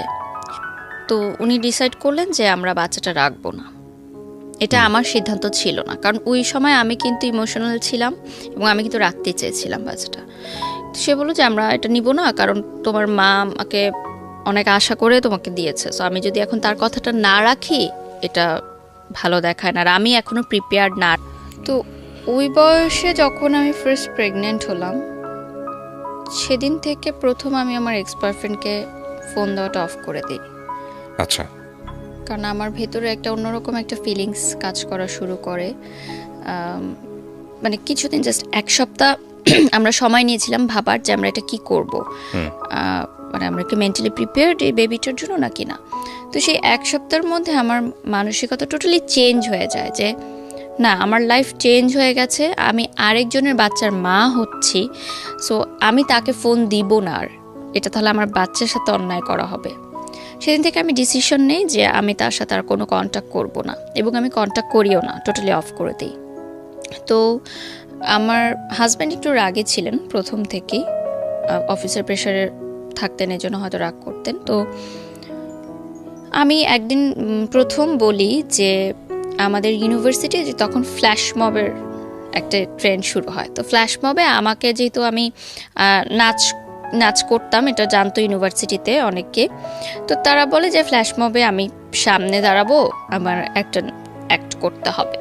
তো আমি আমার হাজব্যান্ডকে বাসায় বলি, তো সেদিন প্রথম সে আমার গায়ে হাত তুলে, এই নাচকে কেন্দ্র করে। হ্যাঁ, মানে গায়ে হাত তুলে যে নাচ মানা করার পরও কেন তুমি ভার্সিটিতে এটা জানালে, এবং তোমাকে কেন বললো ফ্ল্যাশ মবের জন্য, মানে তোমাকে বললো কেন, মানে আমি তো মানা করেছি। বিয়ের আগে কি আপনি এই বিষয়গুলো নিয়ে কথা বলেনি তার সঙ্গে, যে আমার নাচ বা আমার অন্যান্য জায়গাগুলো, এগুলো তো ফার্স্ট সবকিছু হয়েছে যে মানে আপনি এই বিষয়গুলো নিয়ে কথা বলতে পারেন? কথা বলা হয়নি, বাট তখন এই বিষয়গুলো উঠেনি আসলে। তার পরিবারে যাওয়ার পর আমি বুঝতে পেরেছি, বা তার পরিবার থেকে আমাকে বলেছে যে এরকম করা যাবে না। তো যেদিন ফ্ল্যাশ মবের রেকর্ডিং হয় সবাই রেডি ছিল, তো আমার ফ্রেন্ডরা, আমার ইউনিভার্সিটির ফ্রেন্ডরা আমাকে সমানে ফোন দিচ্ছে যে তুই কই, সবাই তো তোর জন্য ওয়েট করতেছে। তো আমি বলছি আমি একটু অসুস্থ, আমি আসতে পারবো না, কারণ আমি এই ডোমেস্টিক ভায়োলেন্সের বিষয়গুলো আমি তো অবভিয়াসলি ইউনিভার্সিটির ফ্রেন্ডদেরকে তখন বলবো না, আমি অসুস্থ, আমি আসতে পারবো না। ওকে, আমরা এখান থেকে বিরতিতে যাব প্রিয় শ্রোতা, ছোট্ট একটা ব্রেক। আপনারা শুনছেন ঢাকা FM 90.4, আমি আরজে কিবরিয়া আপনার সঙ্গে রয়েছি।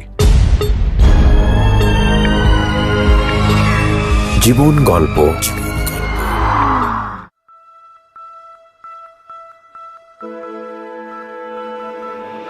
Love, hate, challenge, motivation, lies, truth, impossible, virtue, morality.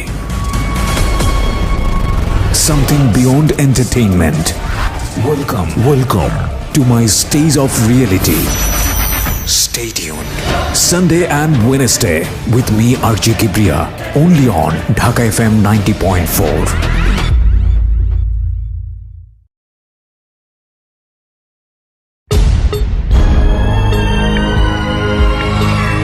জীবন গল্প।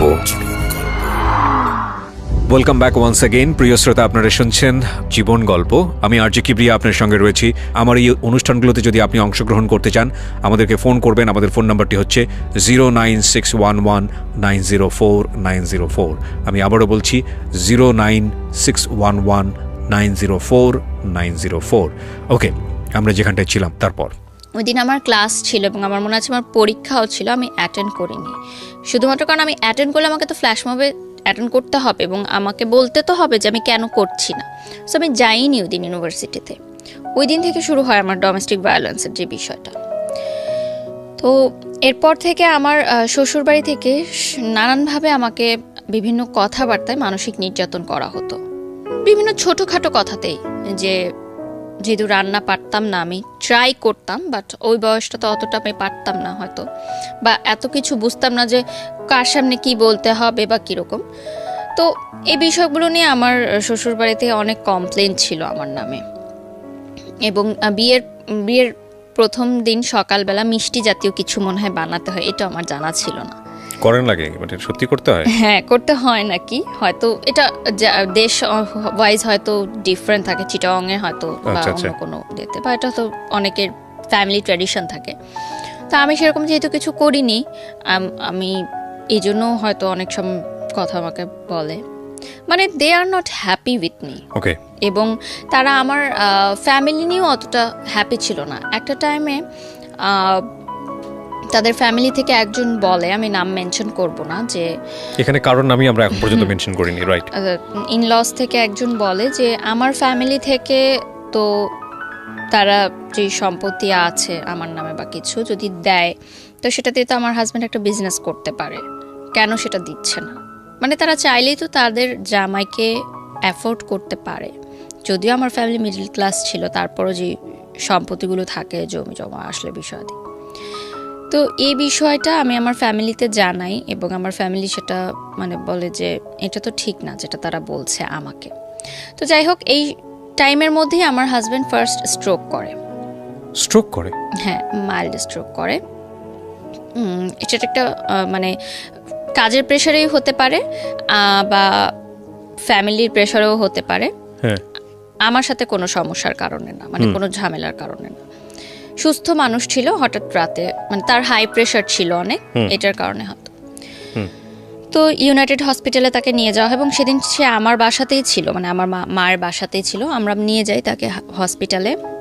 তো আইসিইউতে সে ছিল 2 রাত। তো সেই বয়সে আসলে এত কিছু বুঝে ওঠার আগেই মানে এরকম ছিল যে সে বেঁচে ফিরবে কি না জানি না। আইসিইউতে গেলে যেটা হয় আর কি, এবং স্ট্রোক করেছে সে, এবং খুব ভালোভাবে। আমার এখনো মনে আছে ওই দিন আমি মানে ইউনাইটেডের আইসিইউ সামনে তো মানে বসার কোনো প্লেস নেই, আমি সিঁড়িতে বসেছিলাম সারা রাত, মানে রাত 12:30-1টার দিকে ঘটনা, আমি ভোর পর্যন্ত আমি বসেছিলাম। এবং মানে আমি জানি না যে কি হবে, এবং আমার তখন ফার্স্ট টাইম মনে হয়েছে যে আমার লাইফটা কি এরকম হওয়ার কথা ছিল। আমার সাথে যে ফ্রেন্ডরা তারাও এখন ফুচকা খাচ্ছে, প্রেম করছে, মুভি দেখতে যাচ্ছে, গান শিখছে, ফ্রেন্ডদের সাথে হ্যাং আউট করছে, সুন্দর সুন্দর কাপড় পরছে। আমি আইসিইউর সামনে এভাবে বসে আছি। এটা তো আমার লাইফ হওয়ার কথা ছিল না। আমি তো আমার লাইফটাকে এভাবে দেখতে চাইনি, এবং সেটা আমার ভুলের জন্যই। কিন্তু আমি কিন্তু কাউকে ব্লেম করতে পারবো না যেটা তাদের ভুলের জন্য। আমার লাইফ কিন্তু আজকে আমার ভুলের জন্যই এমন। তো ভোরের দিকে আমার দেবর এসে আমাকে একটা জুস কিনে দিল, জুস খেলাম, কারণ আমিও নিজেও অসুস্থ হয়ে যাচ্ছিলাম আসলে ওই সময়টায়। তো যাই হোক, দুপুরের দিকে ডক্টর আসে, ইউনাইটেডের 2টার সময় ডক্টর আসে আবার দুপুরবেলা চেক আপ করার জন্য। তখন বলে যে আপনার হাজব্যান্ড ঠিক আছে, কারণ কোনো চিন্তার বিষয় নেই, ওনাকে আমরা HDR বা কি যেন একটা বলে, ওখানে ট্রান্সফার করে দিচ্ছি, কালকে ডিসচার্জ হয়ে যাবে। তো গেল আরেকটা ধাক্কা গেল আমার লাইফের উপর দিয়ে। তার কয়েক মাসের মধ্যেই আমার হাজব্যান্ডের আরেকটা জটিল রোগ ধরা পড়ে, এবং সেটা বেশ জটিল ছিল। আমি এখন বলতে পারবো না হয়তো স্ক্রিনে, তার হয়তো কোনো ক্ষতি হোক না, ঠিক আছে, আমরা জানতে চাই না।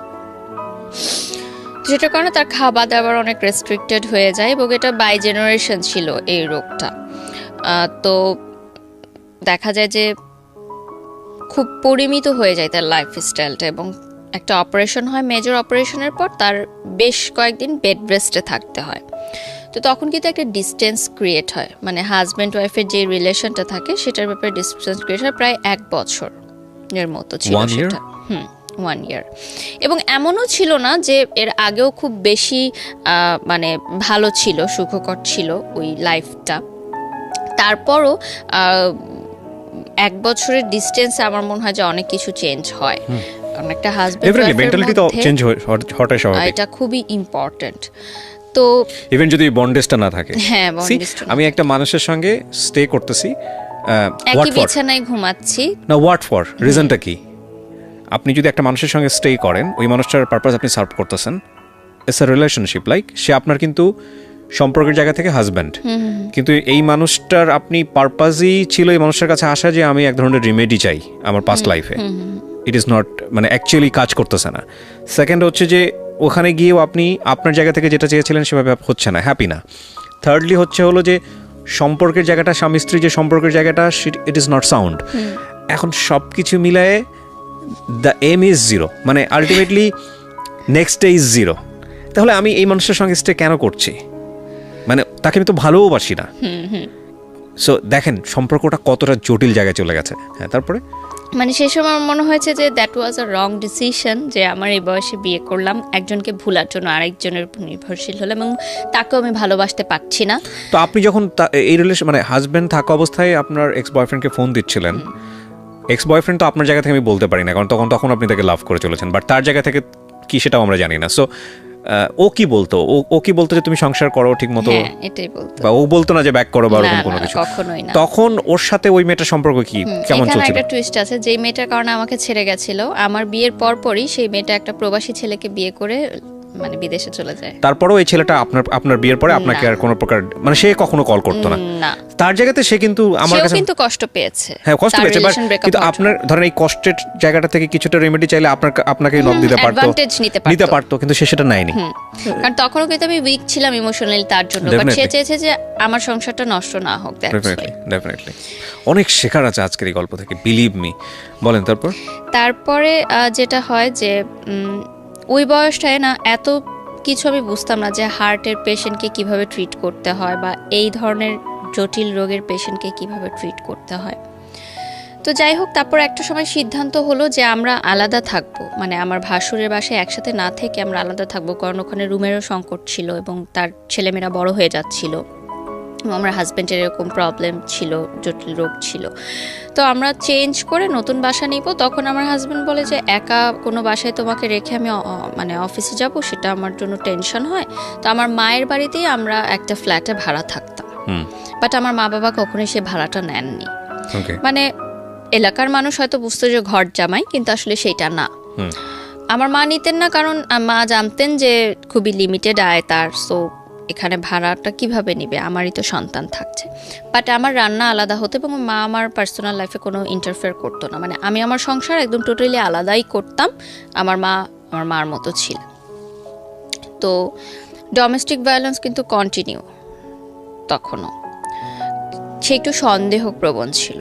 মানে আমি যে ইউনিভার্সিটিতে যেতাম, আমার মানে ছেলে বন্ধু ছিল না, কিন্তু আমার গ্রুপ স্টাডিজের কারণে প্রাইভেট ইউনিভার্সিটি যেটা হয় যে গ্রুপ করে দেওয়া হয় এবং আমাদের কিন্তু কন্ট্যাক্ট করতে হয় ফেসবুকে বা থ্রুতে। পড়াশোনার কাজেও কিছু ছেলেদের সাথে আমার কথা বলতে হয়, সেটাও তার অতটা পছন্দ ছিল না এবং আমার শ্বশুরবাড়িরও পছন্দ ছিল না যে আমার ছেলেদের সাথে পরিচয় থাকে। তো ওই যে আমার বয়ফ্রেন্ডের একটা বেস্ট ফ্রেন্ড ছিল যার কথা বলছিলাম, তার সাথে কিন্তু আমার কন্টিনিউ সম্পর্ক, কারণ সে আমাকে একটা সময় হেল্প করেছে ইনফরমেশনগুলো দিয়ে, সো তার প্রতি আমি কৃতজ্ঞ। তো সে মালয়েশিয়াতে পড়াশোনা করতে চলে যায় হায়ার স্টাডির জন্য, গ্র্যাজুয়েশনের জন্য। তো সে এত বছর পর মালয়েশিয়া থেকে যখন ব্যাক করে, সে বলে যে আমরা চলো দেখা করি। তাকে আমি জাস্ট ভাই ডাকতাম এবং সে আমাকে ছোটো বোনের মতোই করতো। তো তার সাথে দেখা হয় এত বছর পর, মনে হয় যে আমি মন খুলে কথা বলতে পারছি, আমার কথাগুলো বলতে পারছি। যদি আমার কোনো ফ্রেন্ড ছিল না, আমি বারবার এই কথাটা মেনশন করছি যে ফ্রেন্ড থাকলে হয়তো আমি অনেক কিছু শেয়ার করতে পারতাম এবং অনেক ভুলগুলো আমি শুধরাতে পারতাম, যেহেতু আমি প্রচুর ইন্ট্রোভার্ট ছিলাম। এবং কলেজ চেঞ্জ হওয়ার কারণে আর আমার সব ফ্রেন্ডরা ইডেনে ভর্তি হয়, আইইউবিতে কেউ ভর্তি হয় না, সো নতুন পরিবেশের কারণে ওটা ফ্রেন্ডশিপটা অতভাবে গড়ে ওঠেনি। তো তারপর যেটা হয় যে আমার শ্বশুরবাড়ি থেকে বলে যে আমি প্রাইভেট ইউনিভার্সিটিতে পড়তে পারবো না, পড়লে আমাকে কোনো সরকারি কলেজে পড়তে হবে। না, কিন্তু আড্ডার জায়গায় ছিলেন আপনি, ছেলেটার সঙ্গে আপনি আড্ডা দিবেন, ওটা বলছি। তো এই কথাগুলো আমি তাকে বলি যে আমার শ্বশুরবাড়ি থেকে আমার নাচ বন্ধ করে দিয়েছে, এখন আমার পড়াশোনা নিয়েও প্রবলেম করছে। কিন্তু ভাইয়া সবসময় বলে যে না, এখন তোমার বিয়ে হয়ে গেছে, এখন তোমাকে অনেক কিছু মেনে চলতে হবে, তুমি এভাবেই চলো, দেখো তোমার শ্বশুরবাড়ি যেভাবে বলে অ্যাডজাস্ট করে চলো, অ্যাডজাস্ট করে চলতে হয়, সব মেয়েদেরই এভাবে চলতে হয়। উনি সবসময় আমাকে বোঝাতো। তো উনি আমাকে কিছু চকলেট দেয়, মানে বিদেশ থেকে আসলে তো চকলেটই গিফট নিয়ে আসে। তো আমি যখন বাসায় এসে আমার হাজব্যান্ডকে বলি যে উনি এসেছিল আমাকে চকলেট গিফট করেছে, তখন ওই যে ডোমেস্টিক ভায়োলেন্স শিকার হই আমি। তো এটা না আমার কাছে মনে হচ্ছিল যে এটা কেন হচ্ছে, এটা তো আসলে হওয়ার না। আপনার বাবা মা আপনার গায়ে হাত তুলতো কখনো? ওই যে প্রেম করার কারণে তুলেছে, এছাড়া কখনো তুলতেন। আমার বাবা কখনো তুলেননি, মা তুলতেন। তো সেটা কিন্তু আমার দোষে, ঠিক আছে, বাট ওরকম না। কিন্তু পরবর্তীতে কিন্তু সন্তান কিন্তু সন্তানই, সবাই ছোটবেলায় মার খেয়েছে বাবা মার হাতে, ওইটা কিন্তু ডোমেস্টিক ভায়োলেন্সের পর্যায়ে পড়ে না। যদি না এক্সট্রিম হয় তখন আমরা সেটাকে বলতে পারি। কিন্তু কজ কি ছিল? মানে আপনি ওনার সঙ্গে দেখা করেছেন এই কারণে? দেখা করেছি, এজন্য সন্দেহ করতে আপনাকে? সন্দেহপ্রবণ ছিল, কারণ আমি ছোট ছিলাম তার চেয়ে বয়সে, এই জন্য হয়তো। এবং আমার তখন ফেসবুকে প্রচুর ছেলেরা আমাকে নক দিত, কারণ আমাকে দেখে বোঝা যেত না যে আমি ম্যারিড। এবং ইউনিভার্সিটিতেও ছেলেরা নক দিত, কারণ ওই বয়সটায় আসলে আমি যে ম্যারিড ওরকম একটা লুকও আমার ছিল না আসলে যে আমি ম্যারিড। তো সব দিক থেকে সমস্যা বলছিল যে আমি পড়াশোনা করতে পারবো না, আমি ইউনিভার্সিটি যেতে পারবো না, কারণ ইউনিভার্সিটি গেলেই আমি দেখা যাবে বাইরে যাচ্ছি। মানে এটা আপনার বাড়িতে বসেই এই ঘটনা? কিন্তু আমার মা বাবা বা ফ্যামিলিকে আমি কখনো এগুলো বুঝতে দেইনি, মানে এই জায়গাগুলোতে ইন্টারফেয়ার করতে দেননি যে আমার সংসারের জীবনে? আমার যে প্রেগন্যান্সির ব্যাপারটাও কিন্তু আমার বাসায় এখনো জানে না, আজকেই ফার্স্ট জানলো। আজকের যিনি অতিথি আছেন তাকে যদি আপনারা দেখতে চান, চলে আসবেন আমার পার্সোনাল ইউটিউব চ্যানেলে www.youtube.com/RJKibriya.fm, RJKEBRIA.FM চ্যানেলটি আছে কিবরিয়া আরজে নামে। ওখানে গিয়ে প্লিজ সাবস্ক্রাইব করে নেবেন এবং তারপর আপনার যে ভিডিওগুলো দেখতে ইচ্ছে করে, যা কমেন্টস করতে ইচ্ছে করে ওখানে করবেন। ছোট্ট একটা বিরতি। জীবন গল্প।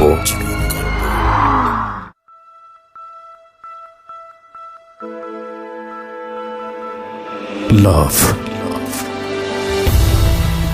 hate, challenge, motivation, lies, truth, impossible, virtue, morality, something beyond entertainment. Welcome to my stage of reality. Stay tuned. Sunday and Wednesday with me RJ Kibriya, only on Dhaka FM 90.4.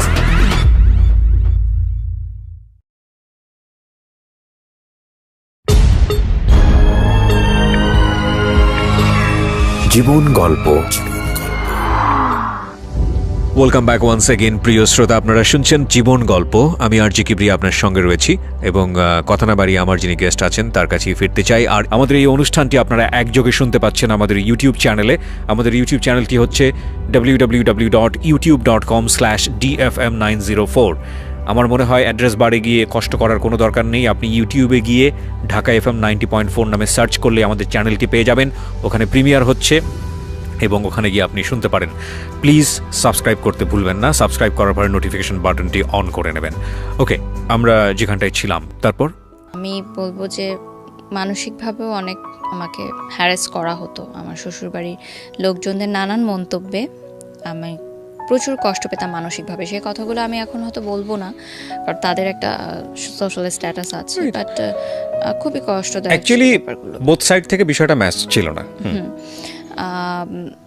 তো যেটা হয় যে একটা সময় পর আমার মনে হয় যে তার সন্দেহ প্রবণতাটা অনেক বেড়ে গেছে এবং সে কোনো কিছু সহজভাবে নিতে পারছে না। ইন দ্য মিড টাইম আমি সোশ্যাল মিডিয়াতে কিছু গার্লস গ্রুপ থাকে না, তখন সেই গার্লস গ্রুপে আমার ছবি পোস্ট করতাম, আমার শ্বশুরবাড়ির ছবি পোস্ট করতাম, হাজব্যান্ডের, এবং কী রান্না করলাম ডেলি রান্নার ছবিগুলো পোস্ট করতাম। তো খুব ভালো রেসপন্স আসতো, হাজার হাজার লাইক কমেন্ট আসতো। মেয়েরা আমাকে খুব পছন্দ করতো যে মেয়েদের এখন এরকমও স্বপ্ন থাকে যে বিয়ে করে লাইফ সংসার সেট করবে, কারণ মেয়েদের তো অনেক ধরনের গোল থাকে। বাট আমি আমার সংসার, হাজব্যান্ড সব কিছু নিয়ে হ্যাপি থাকার চেষ্টা করতাম, মানে সোশ্যাল মিডিয়াতে যেটা আমি দেখাতাম।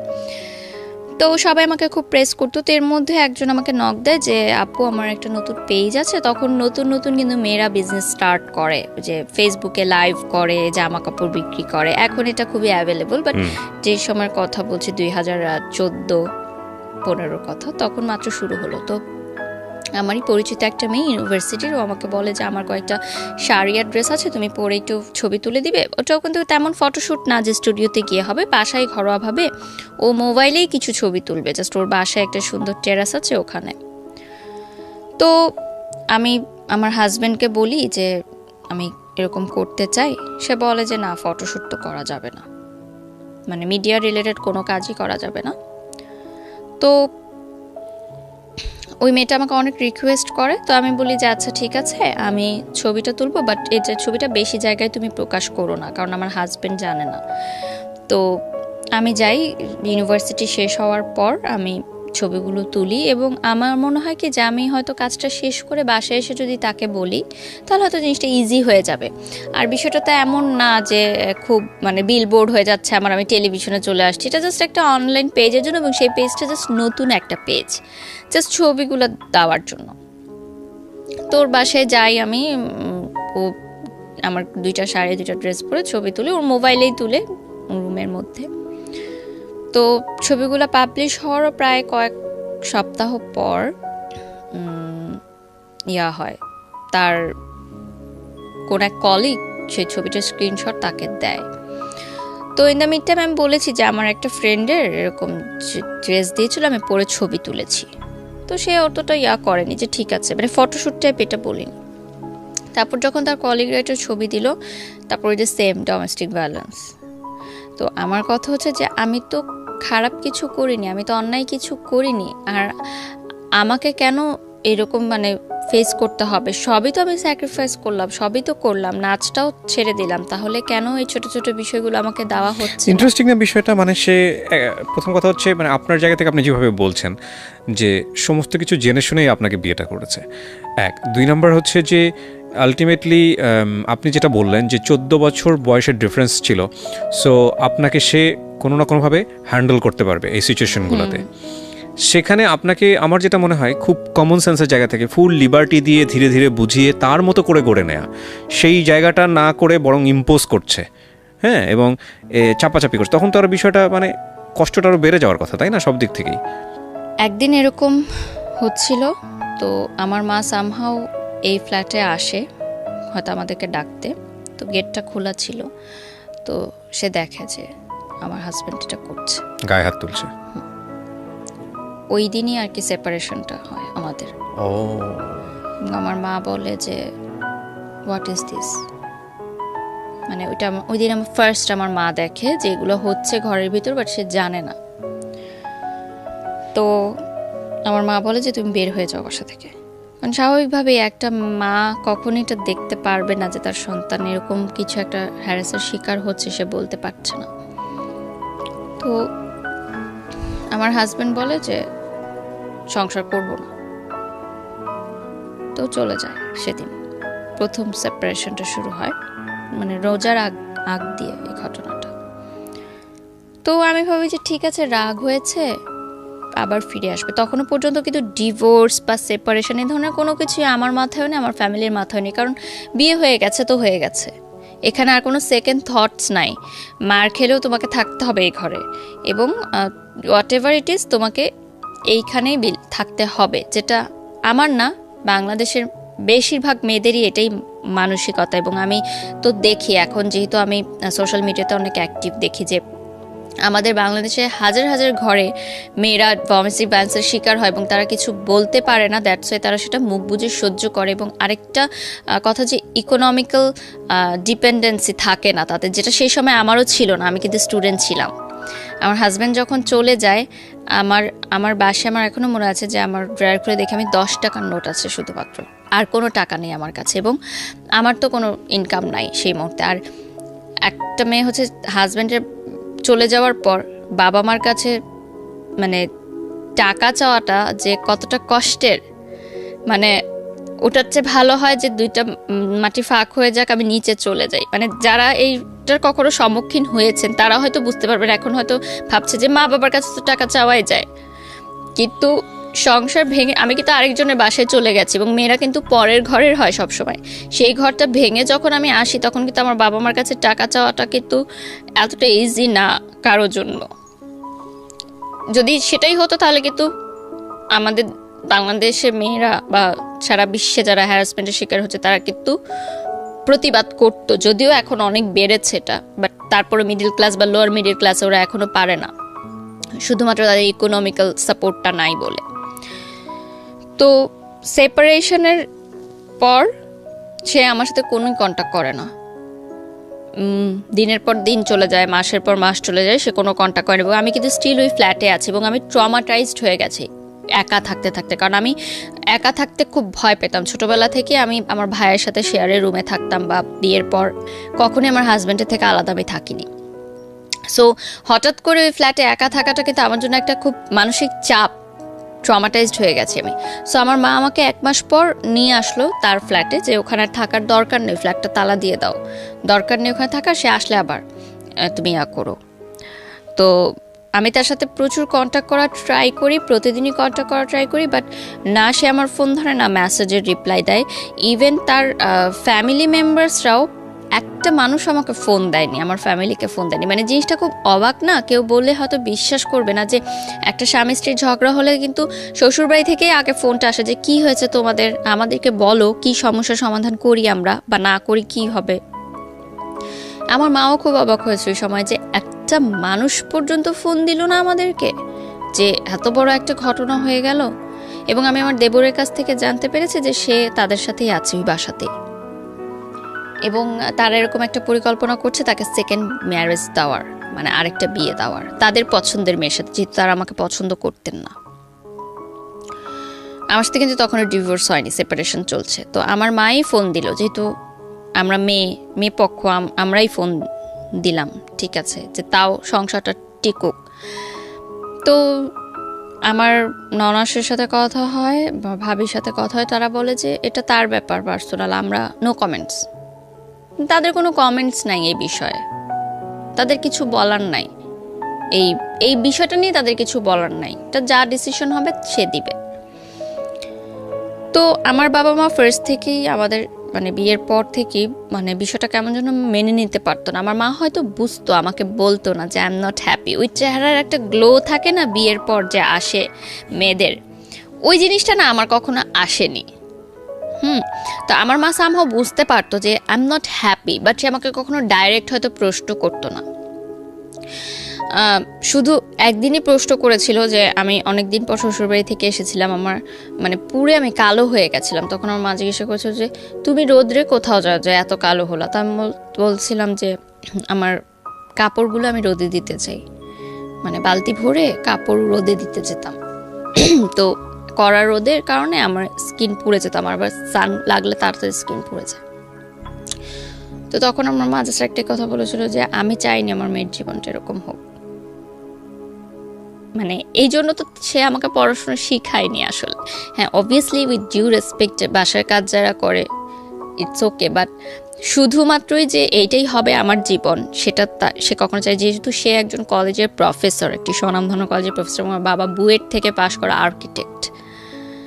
সো আমাদের ফ্যামিলি ব্যাকগ্রাউন্ড কিন্তু ওরকম না যে আমার চাচা ডাক্তার ছিলেন একজন, আমার অন্য চাচা প্রাইভেট টেলিকোম্পানিতে জব করেন, মানে সবাই খুব হাই পজিশনে আছেন। সেই জায়গা থেকে আমি এরকম হলাম। তো তারপরে যেটা হয় যে সেপারেশনের সময়টা আমার খুবই খারাপ কাটে এবং রোজার মাস চলে আসে। তো আমি বলি ঠিক আছে, আমি তো জানি আমার হাজব্যান্ড ওই বাসায় আছে, আমি ইফতার নিয়ে যাব তার জন্য। ইফতারি নিয়ে গেলে আমাকে তো ইফতার করাবে, তখন আমি ইফতারের পর তাকে খুলে বলবো সব কিছু, যে কী সমস্যা, ঠিক আছে তুমি যেভাবে চাও আমি সেভাবেই হবো। এবং আমি ডিসাইড করলাম যে ঠিক আছে আমি বোরখা পরবো, আমি হিজাব পরবো, তাও আমার সংসারটা টিকুক। আমি হিজাব পরবো, বোরখা পরবো, দরকার হলে আমি পড়াশোনাও করবো না, আমার দরকার নেই পড়াশোনা করার, আমার এভাবে লাইফ চলছে চলুক, আমি করব, সংসার টিকাবো আমি। তারপরে নিচে যখন গেলাম আমার শ্বশুরবাড়িতে, আমাকে ঢুকতে দিল না বাসায়। তা আমি দারোয়ানকে ইফতারের ভাটিগুলো দিয়ে আমি তার পাশের গুলিতেই ছিলাম, যে হয়তো আমাকে ফোন দিবে, অ্যাটলিস্ট আজানের আগে তো ফোন দিবেই। কারণ আমরা মানে একটা আননোন পার্সনও যদি ইফতারের সময় আপনার দরজায় আসে, আপনি কি করবেন? তাকে ইফতারি করতে দিবেন, সে যতই খারাপ মানুষ হোক না কেন। আপনি তাকে এক গ্লাস পানি দিবেন, ইফতার করতে দিবেন রোজা ভাঙার জন্য। মানে এখনো এই যে রমজান মাস চলছে, আমার রোজা রেখে বলতে খুব কষ্ট হচ্ছে, তারপরও বলছি যে রোজার মাসটা আসলেই আমার একদম ভালো লাগে না। সবাই বলে যে সবাই অপেক্ষা করে এই মাসের জন্য, কিন্তু এই মাসটা আসলেই আমি ভালো থাকতে পারি না। আমার এখনো মনে পড়ে যে উত্তরা হাই স্কুলের উল্টা দিকে যে ফুটপাথটা আছে উত্তরাতে, আমার শ্বশুর বাড়ির ওই সেক্টরে ছিল। আজান দিচ্ছে, আমি তখনও বসা, আমি ফোনের অপেক্ষায় যে আমাকে ফোন করবে, ফোন করেনি। আমি ওখানে বসা, আমার কাছে পানিও নাই, সব দোকানপাট, ওখানে কোনো দোকানপাট ছিল না। তো ওই যে বিনামূল্যে ইফতার বিতরণ করে না, তারা এসে আমাকে একটা প্যাকেট দিয়ে গেল, এবং তারা গাড়ি দিয়ে যাচ্ছিল, প্যাকেটটা ছুঁড়ে দিয়েছে, আমাকে এসে দেয়ও নি এমন। সো দ্যাট টাইম আমার মনে হয়েছে যে আমার লাইফ কোন পর্যায়ে চলে গেছে, যে আমি রাস্তায় বসে আছি, আমাকে ইফতারের প্যাকেট ছুঁড়ে দিয়ে চলে গেল। মানে আমি কি ভিখারির পর্যায়ে চলে গেলাম? আমার জীবনটা তাহলে কোথায় গেল? এবং আমার হাজবেন্ড, যার সাথে আমি 3-3.5 বছর সংসার করেছি, তার কি একটু বাদলো না যে আমি ইফতারটা করেছি কিনা, আমি পানিটা খেয়েছি কিনা? মানে কি এমন হলো যে এতটা নিষ্ঠুর হয়ে যায় একটা মানুষ? তো আমি জাস্ট পানির বোতল থেকে পানি খাই, আমি ইফতারটা খাই না, আমি চলে যাই বাসায়। বাসায় গিয়ে আমি আমার মাকে বলি যে হ্যাঁ আমি ইফতার করেছি। আমি কিন্তু এগুলো বলি না, বললে আমার মা সেটা নিতে পারবেন না। আমি না ছোটবেলা থেকে সবসময় চেয়েছি যে আমার প্রবলেমগুলো আমার মধ্যেই থাকুক, কারণ আমি ছোট থেকে দেখেছি আমার মা অনেক কষ্ট করে আমাদেরকে আয় করে, চাকরি করে, টিউশনি করে আমার ভাইকে আমাকে বড় করেছে, এবং যৌথ পরিবার ছিল, অনেক মানুষ ছিল, সবার মধ্য থেকে আমাদেরকে ভালো রেখেছেন। তা আমি চাইনি যে এক্সট্রা কোনো হ্যারাসমেন্ট, মানে তাকে হোক, তার কোনো চিন্তা হোক আমাকে নিয়ে এক্সট্রা। এই জন্য আমি তাকে কখনো এগুলো শেয়ার করতাম না। তো তারপরে আমি তাকে ফোন দিয়ে বলি যে আমি কি অপরাধ করলাম যে এরকম হয়ে যাচ্ছে। ইন দ্য মিড টাইম আমার স্কুল, মানে ইউনিভার্সিটির একটা ফ্রেন্ড আছে, ও চিটাগংয়ের ছেলে ছিল। আমার শ্বশুরবাড়ি যেহেতু চিটাগংয়ে, ও আমাকে বলে যে দোস্ত, আমার কেন যেন মনে হচ্ছে এখানে বিষয়টা একটু অন্যরকম। হ্যাঁ, আমার মনে হয় কি, তুই তো বিয়ের আগে কখনো ওনার সম্পর্কে কোনো মানে হিস্ট্রি জানিসনি। একটা বিয়ের আগে অ্যারেঞ্জ ম্যারেজে ছেলে বা মেয়ের হিস্ট্রি কিন্তু জানাটা খুবই ইম্পর্টেন্ট, যে সে পাস্টে কী ছিল বা কী। সে ফুল পড়াশোনা চিটাগংয়ে করেছে, তারপর ঢাকায় এসে সে চাকরি করতো। সে আমাকে বলে যে আচ্ছা তুই আমাকে একটু ওনার ইউনিভার্সিটির ঠিকানাটা দে, আমি ওই ব্যাচের যে ছেলে মেয়েরা ছিল তাদের কাছ থেকে একটু ইনফরমেশন নেই যে আসলে সে কেমন মানুষ ছিল, মানে হঠাৎ কি এমন হলো। এরকম একটা অবাক ঘটনা আমি জানতে পারি যে তার আগেও একটা বিয়ে হয়েছিল। মানে এটা তার সেকেন্ড ম্যারেজ ছিল, যেটা সে আমার কাছে গোপন করেছিল। এবং ওই ইউনিভার্সিটিতে ওই ব্যাচের সবাই এটা জানে, এবং চিটাগংয়ে সবাই জানতো যে সে ম্যারিড, ওই মেয়েটার কথা। এবং ওই মেয়েটার কথা আমিও জানতাম। সে আমাকে বলছিল যে তার এক্স গার্লফ্রেন্ড, তার সাথে জাস্ট প্রেম ছিল ইউনিভার্সিটি লাইফে, সেটা পরে ভেঙে গেছে। কিন্তু সেটা যে বিয়ে পর্যন্ত গড়িয়েছে সেটা আমাকে কিন্তু সে বলেনি। এটা আপনি শুনলেন চারপাশ থেকে, কিন্তু প্রমাণ কি পেলেন? প্রমাণ আসলে কি, আমার মাকে যখন আমি এই ঘটনাগুলো বললাম, এবং আমার ওই ফ্রেন্ডও এসে বললো যে আন্টি আমি এগুলো ইনফরমেশন পেয়েছি তার কাছ থেকে। এবং আমাকে যে মেয়েটার নাম বলেছিল, আমি কিন্তু ওই ফ্রেন্ডকে নামটা বলিনি, যে আমি বলছি তুই জাস্ট ইনফরমেশন নে। ও ইনফরমেশনটা নিয়ে কিন্তু সেম নামটাই আমাকে বললো। তখন কিন্তু আমি যোগসূত্রটা মিলেছি যে ঠিক আছে, কারণ আমি নামটা তাকে ইচ্ছা করে বলিনি, যে আমি জানতে চেয়েছি যে সেদিক থেকে কি খবরটা আসে। ওরা যেহেতু চিটাগংয়ের স্থানীয় ছিল, তো চেনা জানা ছিল ওর।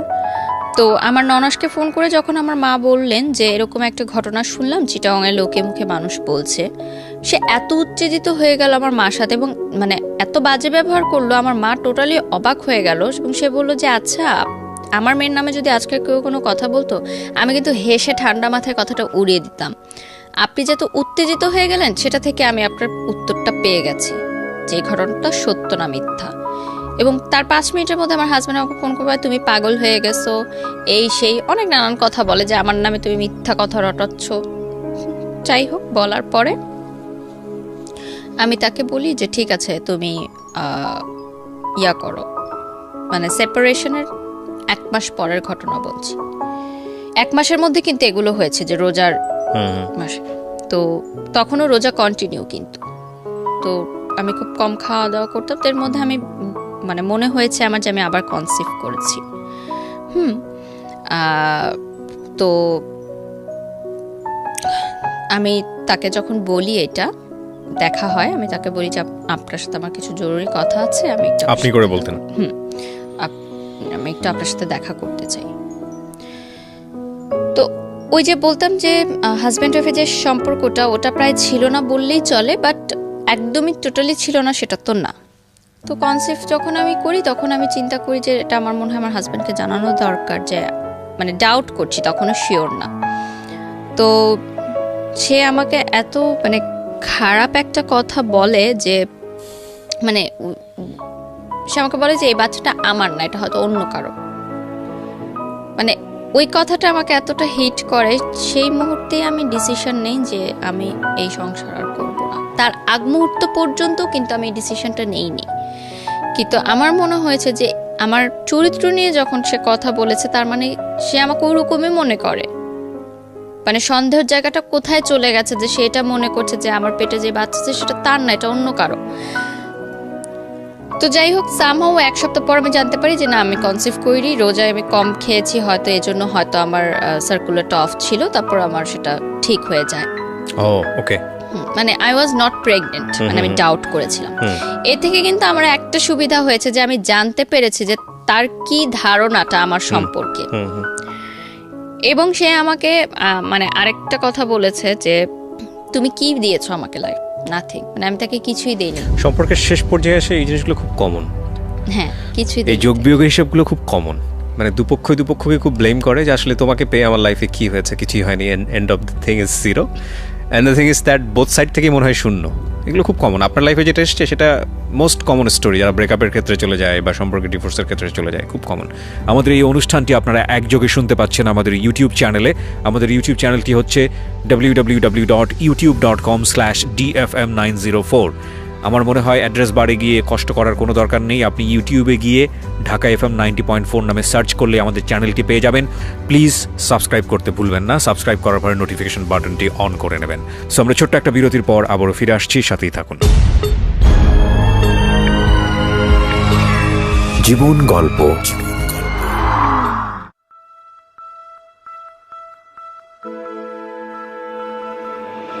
Love, hate, challenge, motivation, lies, truth, impossible, virtue, morality, something beyond entertainment. Welcome to my stage of reality. Stay tuned. Sunday and Wednesday with me RJ Kibriya, only on Dhaka FM 90.4.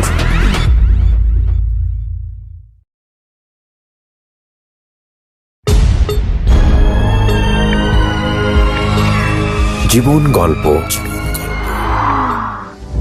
Welcome back once again প্রিয় শ্রোতা, আপনারা শুনছেন জীবন গল্প। আমি RJ Kibria আপনার সঙ্গে রয়েছি এবং কথা না বাড়িয়ে আমার যিনি গেস্ট আছেন তার কাছেই ফিরতে চাই। আর আমাদের এই অনুষ্ঠানটি আপনারা একযোগে শুনতে পাচ্ছেন আমাদের ইউটিউব চ্যানেলে। আমাদের ইউটিউব চ্যানেলটি হচ্ছে www.youtube.com/dfm904। আমার মনে হয় অ্যাড্রেস বারে গিয়ে কষ্ট করার কোনো দরকার নেই, আপনি ইউটিউবে গিয়ে ঢাকা FM 90.4 নামে সার্চ করলে আমাদের চ্যানেলটি পেয়ে যাবেন। প্লিজ সাবস্ক্রাইব করতে ভুলবেন না, সাবস্ক্রাইব করার পরে নোটিফিকেশন বাটনটি অন করে নেবেন। ওকে, আমরা যেখানটায় ছিলাম তারপর আমার মনে আছে তারপর প্রায় 5-6 মাস আমি ঘর থেকে বের হইনি। একটা 4 দেয়ালের ঘরেই আমি ছিলাম এবং মানে আমি জানতাম না যে সূর্য কখন উঠছে, সূর্য কখন ডুবলো, দিনের কোনো হিসাব থাকতো না আমার। মানে আমি এতটা মানসিকভাবে ভেঙে পড়লাম যে প্রথম যাকে ভালোবাসলাম তাকেও পেলাম না। সেই ভালোবাসা ভুলার জন্য যে বিয়েটা করলাম সেটাও আমার টিকলো না। তো এত বছর ধরে মানে 23 ইয়ার্স তখন আমার মানে হবে, আমি নো অ্যাচিভমেন্ট, আমার কোনো ইনকাম নাই। ওই টাইমটায় কিন্তু আমার ফ্রেন্ডরা অলরেডি ভার্সিটি কমপ্লিট করে মানে অ্যাটলিস্ট কিছু একটা করছে পার্ট টাইম বা কিছু। আমি সিদ্ধান্ত নিই যে না, এভাবে 5 মাস থাকার পর আমার মনে হয় যে আমি খুব মেন্টালি ডিপ্রেসড, আমি ব্রোক ডাউন এবং আমাকে মুভ অন করতে হবে। তো আমার যে মালয়েশিয়াতে যে আমার ভাইয়া ছিলেন উনি আমাকে বললেন যে, এবং আমার ফ্যামিলি থেকেও বললেন যে তুমি বিদেশে চলে যাও পড়াশোনা করতে, it will be better for you, মানে মাস্টার্স করতে। কারণ আমার রিলেটিভসরা বাংলাদেশে যেরকম হয়, রিলেটিভদের হাজারো প্রশ্ন, কি হয়েছে, মেয়ে কেন এখনো বাপের বাড়িতে থাকে, হাজবেন্ড কোথায়, নিজের ঘরের খাবার নাই, অন্যের জিনিস নিয়ে টানা ফ্যামিলি আছে। প্রোগ্রামে কেন অ্যাটেন্ড করছে না হাজবেন্ড ওয়াইফ সহ, এভরিথিং। অ্যান্ড আমরা যেহেতু স্থানীয় ছিলাম, সো বুঝতো যে আমার হাজবেন্ড আর বাসায় আসে না এই বাসায়, সো এলাকার মধ্যেও কিন্তু একটা কথাবার্তা শুরু হয়ে গেছিলো যে মনে হয় মেয়ের তালাক হয়ে গেছে। তখনও কিন্তু স্টিল আমার ডিভোর্স হয়নি। তো সেই সময়টা আমি চিন্তা করলাম যে আমার হাতে কোনো টাকা নেই, আমি কি করব। তো আমার বললাম যে স্কলারশিপ আমি পেতাম, তো আমার লাস্ট স্কলারশিপে যে টাকাটা আমাকে 3,500 করে টাকা দেওয়া হতো বোর্ড থেকে, সেই টাকাটা আমি তুললাম। তোলার পর আমি মনে করলাম যে আমার মাই বললো আমার ফ্যামিলি থেকে যে নাচের ক্লাসটা আবার কন্টিনিউ করতে। এটা কি মানে তখনও ডিভোর্স হয়নি? না, সেপারেশন চলছে। ওকে। কারণ এভাবে ঘরে থাকলে তো আমি পাগল হয়ে যাব। আর তখন আমার ভার্সিটি কিন্তু সেমিস্টার শেষ, জাস্ট থিসিস পেপার বাকি, ওটা কিন্তু বাসায় বসেই করতে হচ্ছে আমার। তো নাচের ক্লাস কন্টিনিউ শুরু করলাম। শুরু করার পর তখন আর্নিংটাই আমার কাছে মেইন ছিল। তো বিদেশে যাব পড়ালেখা করতে, এরকম একটা প্রিপারেশন নিলাম। মালয়েশিয়াতে যাব, স্টুডেন্ট ভিসার প্রসেসিং করতে বেশ কিছু টাইম লাগে, সেই টাইমের মধ্যে আমি নাচটা শুরু করি আবার, এবং ফটোশ্যুটও শুরু করি। যে কাজগুলো আমি এর আগে না করে দিয়েছিলাম সেগুলো শুরু করি। একটা কথা এখানে মেনশন করা জরুরি যে সেই সময় মিডিয়ায় কাজ করাটা ইম্পর্টেন্ট ছিল না, আমার জন্য ইম্পর্টেন্ট ছিল টাকাটা। আমার চলতে হবে, আমার টাকাটা লাগবে, এবং আমি স্টুডেন্ট ভিসার জন্য যেই সব প্রিপারেশনের খরচ লাগছে, যাওয়া আসা বা টুকটাক যে খরচ, ওগুলো চাচ্ছিলাম যে আমি দিই। বড় অঙ্কের টাকাটা আমার পরিবার থেকেই দেওয়া হয়েছে, আমার মা যথেষ্ট সহযোগিতা করেছে সেদিক থেকে। তো আমার সেই সময় আমি এমনও দিন গেছে যে 500 টাকার জন্য আমি নাচ করেছি, আমি 1000 টাকার জন্য 20টা শাড়ি পরেছি। মানে that time quality was not a matter, work was not a matter, remuneration was just a number for me. That time আমার বিজি থাকতে হবে, উইচ ইজ ভেরি ইম্পর্টেন্ট, যে বিজি থাকলে আমি ভুলে থাকতে পারবো সব কিছু, এবং আমার আর্নিংও হচ্ছে। সো আমি দেখলাম ভালো, সবাই অনেক ভালো রেসপন্স করছে আমাকে, আমার নাচ নিয়ে ভালো রেসপন্স করছে, শ্যুট নিয়ে ভালো রেসপন্স করছে, আমি ভালো কাজের অফার পাচ্ছি। অবশ্যই অনেক বাজে প্রস্তাবের সম্মুখীন আমার হতে হয়েছে যখন একটা নতুন মেয়ে মিডিয়াতে কাজ শুরু করে, যে কোনো সেক্টর, আমি শুধু মিডিয়ার দোষ দিব না। অনেকেই সেটার মানে বাজে ফায়দা নিতে চায়, যেটাকে বলে হয়তো তারা মিডিয়া রিলেটেডও না, কিন্তু মিথ্যা প্রলোভন দেখায়, সেই প্রলোভনে অনেক মেয়ে ফাঁদে পা দিয়ে দেয়। সেটা আমি অনেকভাবে কাটিয়েছি, কারণ এর আগে আমি জীবনে অনেক কিছু দেখে এসেছি, তো আমি খুব বুঝতে পারতাম জিনিসগুলো। তো এরপর আমার নতুন জীবন শুরু হয় মালয়েশিয়াতে। আমি মালয়েশিয়া চলে যাই পড়ালেখা করতে, মাস্টার্স করতে মিডিয়া অ্যান্ড কমিউনিকেশন নিয়ে। আমার যে ভাইয়াটা ছিল, আমি ডর্মে উঠে গিয়ে আমাদের ইউনিভার্সিটির, আর যেহেতু নতুন দেশ, কিছু চিনি না, সো অবভিয়াসলি উনি হাতে ধরে সবকিছু চিনায়, মালয়েশিয়ার প্রতিটা রাস্তা, রোড, পড়াশোনা কিভাবে করতে হবে। এই ভাইয়াটা কি মানে আপনার এক্স বয়ফ্রেন্ডের best friend? Still now best friend ছিল, বাট তাকে নিয়ে আমার কোনো কথা হতো না। জাস্ট জানতাম হ্যাঁ সে ভালো আছে, তার এখনো বিয়ে হয়নি, সে ভালো আছে এবং সে লয়ার হয়ে গেছে। এখানে একটা টুইস্ট হচ্ছে যে মালয়েশিয়াতে যাওয়ার আগে, স্টুডেন্ট ভিসা নেওয়ার আগে, যখন আমি এয়ারপোর্টটা পার হব, আমার কিন্তু পাসপোর্টে আমি মানে সিঙ্গেল করেছিলাম পাসপোর্টটা, সো তার আগে আমার ডিভোর্স দেওয়াটা জরুরি ছিল। আমার ডিভোর্সের লিগ্যাল লয়ার ছিল আমার এক্স বয়ফ্রেন্ড, কারণ দ্যাট টাইম আমি কাউকে চিনতাম না, মানে কোনো লয়ার চিনতাম না, এবং আমি ফ্যামিলিতে বলিনি যে আমি ডিভোর্স সাইন করছি, কারণ আমার ফ্যামিলি বলেছে যে তুমি ডিভোর্স দিও না যতক্ষণ না পর্যন্ত ছেলে ডিভোর্স দেয়। এবং আরেকটা কথা যে আমার দেনমোহর কাবিননামা কোনো টাকাই আমার শ্বশুরবাড়ি বা আমার হাজব্যান্ড পরিশোধ করেনি। যাই হোক, ওইটা আলাদা একটা চ্যাপ্টার, কিন্তু আমার কাছে এখানে সবচেয়ে বড় টুইস্টের জায়গাটা হচ্ছে আপনার এক্স বয়ফ্রেন্ড। তো এক্স বয়ফ্রেন্ড কি মানে প্রফেশনালিজমের জায়গাটা থেকে, প্রফেশনালিজমের জায়গা থেকে বলেছে, প্রফেশনালিজমের জায়গা থেকে, কিন্তু সে উইদাউট ফ্রি আমাকে এই কাজটা করে দিয়েছে। ডিভোর্স পেপারস সব রেডি করতে যে টাকাটা লাগে সেটা আমাকে সে ফ্রি করে দিয়েছে, এবং সে অনেকটা গিলটি ফিল থেকে এই কাজটা করেছে হয়তো, কারণ সে সবই তো জানে যে কি কারণে আমি বিয়েটা হয়েছে এবং কি কারণে আমার সংসারটা ভেঙেছে। এবং সে আপনি কি এগুলো শেয়ার করতেন তার সঙ্গে? মানে শেয়ারের মতো জায়গা কি তৈরি হয়েছিল? তার বেস্ট ফ্রেন্ডের সাথে শেয়ার করতাম, তো তার সে বেস্ট ফ্রেন্ড তার মাধ্যমে জানতো। তো আমাকে, যেহেতু আমার হাতে তখন কোনো টাকা ছিল না, তো ভাইয়া বলে যে তুমি ওর মাধ্যমে করাও এটা, তাহলে তোমার কোনো টাকা খরচ হবে না, আমি ওকে বলে দিচ্ছি, ও সমস্ত কাগজপত্র রেডি করে তোমার বাসায় দিয়ে যাবে, আমাকে কোর্টেও যেতে হবে না। অন্য কোনো লয়ার সেট করলে হয়তো আমাকে কোর্টে যেতে হতো বা কিছু করতে হতো। তো আমার বাসার কাছেই সে একটা রেস্টুরেন্টে নিয়ে আসে ডিভোর্স পেপার, তো আমি সাইন করে দিই। আমি অনেক কান্না করি সেদিন, মানে সে আমার চোখের দিকে তাকাতে পারছিল না। সে জাস্ট বলছিল তাড়াতাড়ি সাইন কর, আমার কাজ আছে, আমার যেতে হবে। মানে আমি সেদিন প্রথম লাইফে এত বছরে তার সাথে মানে একটু লাউড কথা বলেছি যে আমি এখানে ডিভোর্স পেপার সাইন করতেছি আর তোমার এখনো কাজের তারা। তুমি কি বুঝতে পারছো আমার জীবনটা এলোমেলো হয়ে গেছে তোমার জন্য? সে আমার চোখের দিকে তাকাতে পারছিল না, একবারও সে তাকায় নাই, আমার দিকে মুখ তুলেও সে তাকায় নাই। এবং মানে এমন একটা অ্যাটিটিউড করছিল যে সে চিনে না আমাকে, আমি কে। সে একজন লয়ার, আমি তার ক্লায়েন্ট।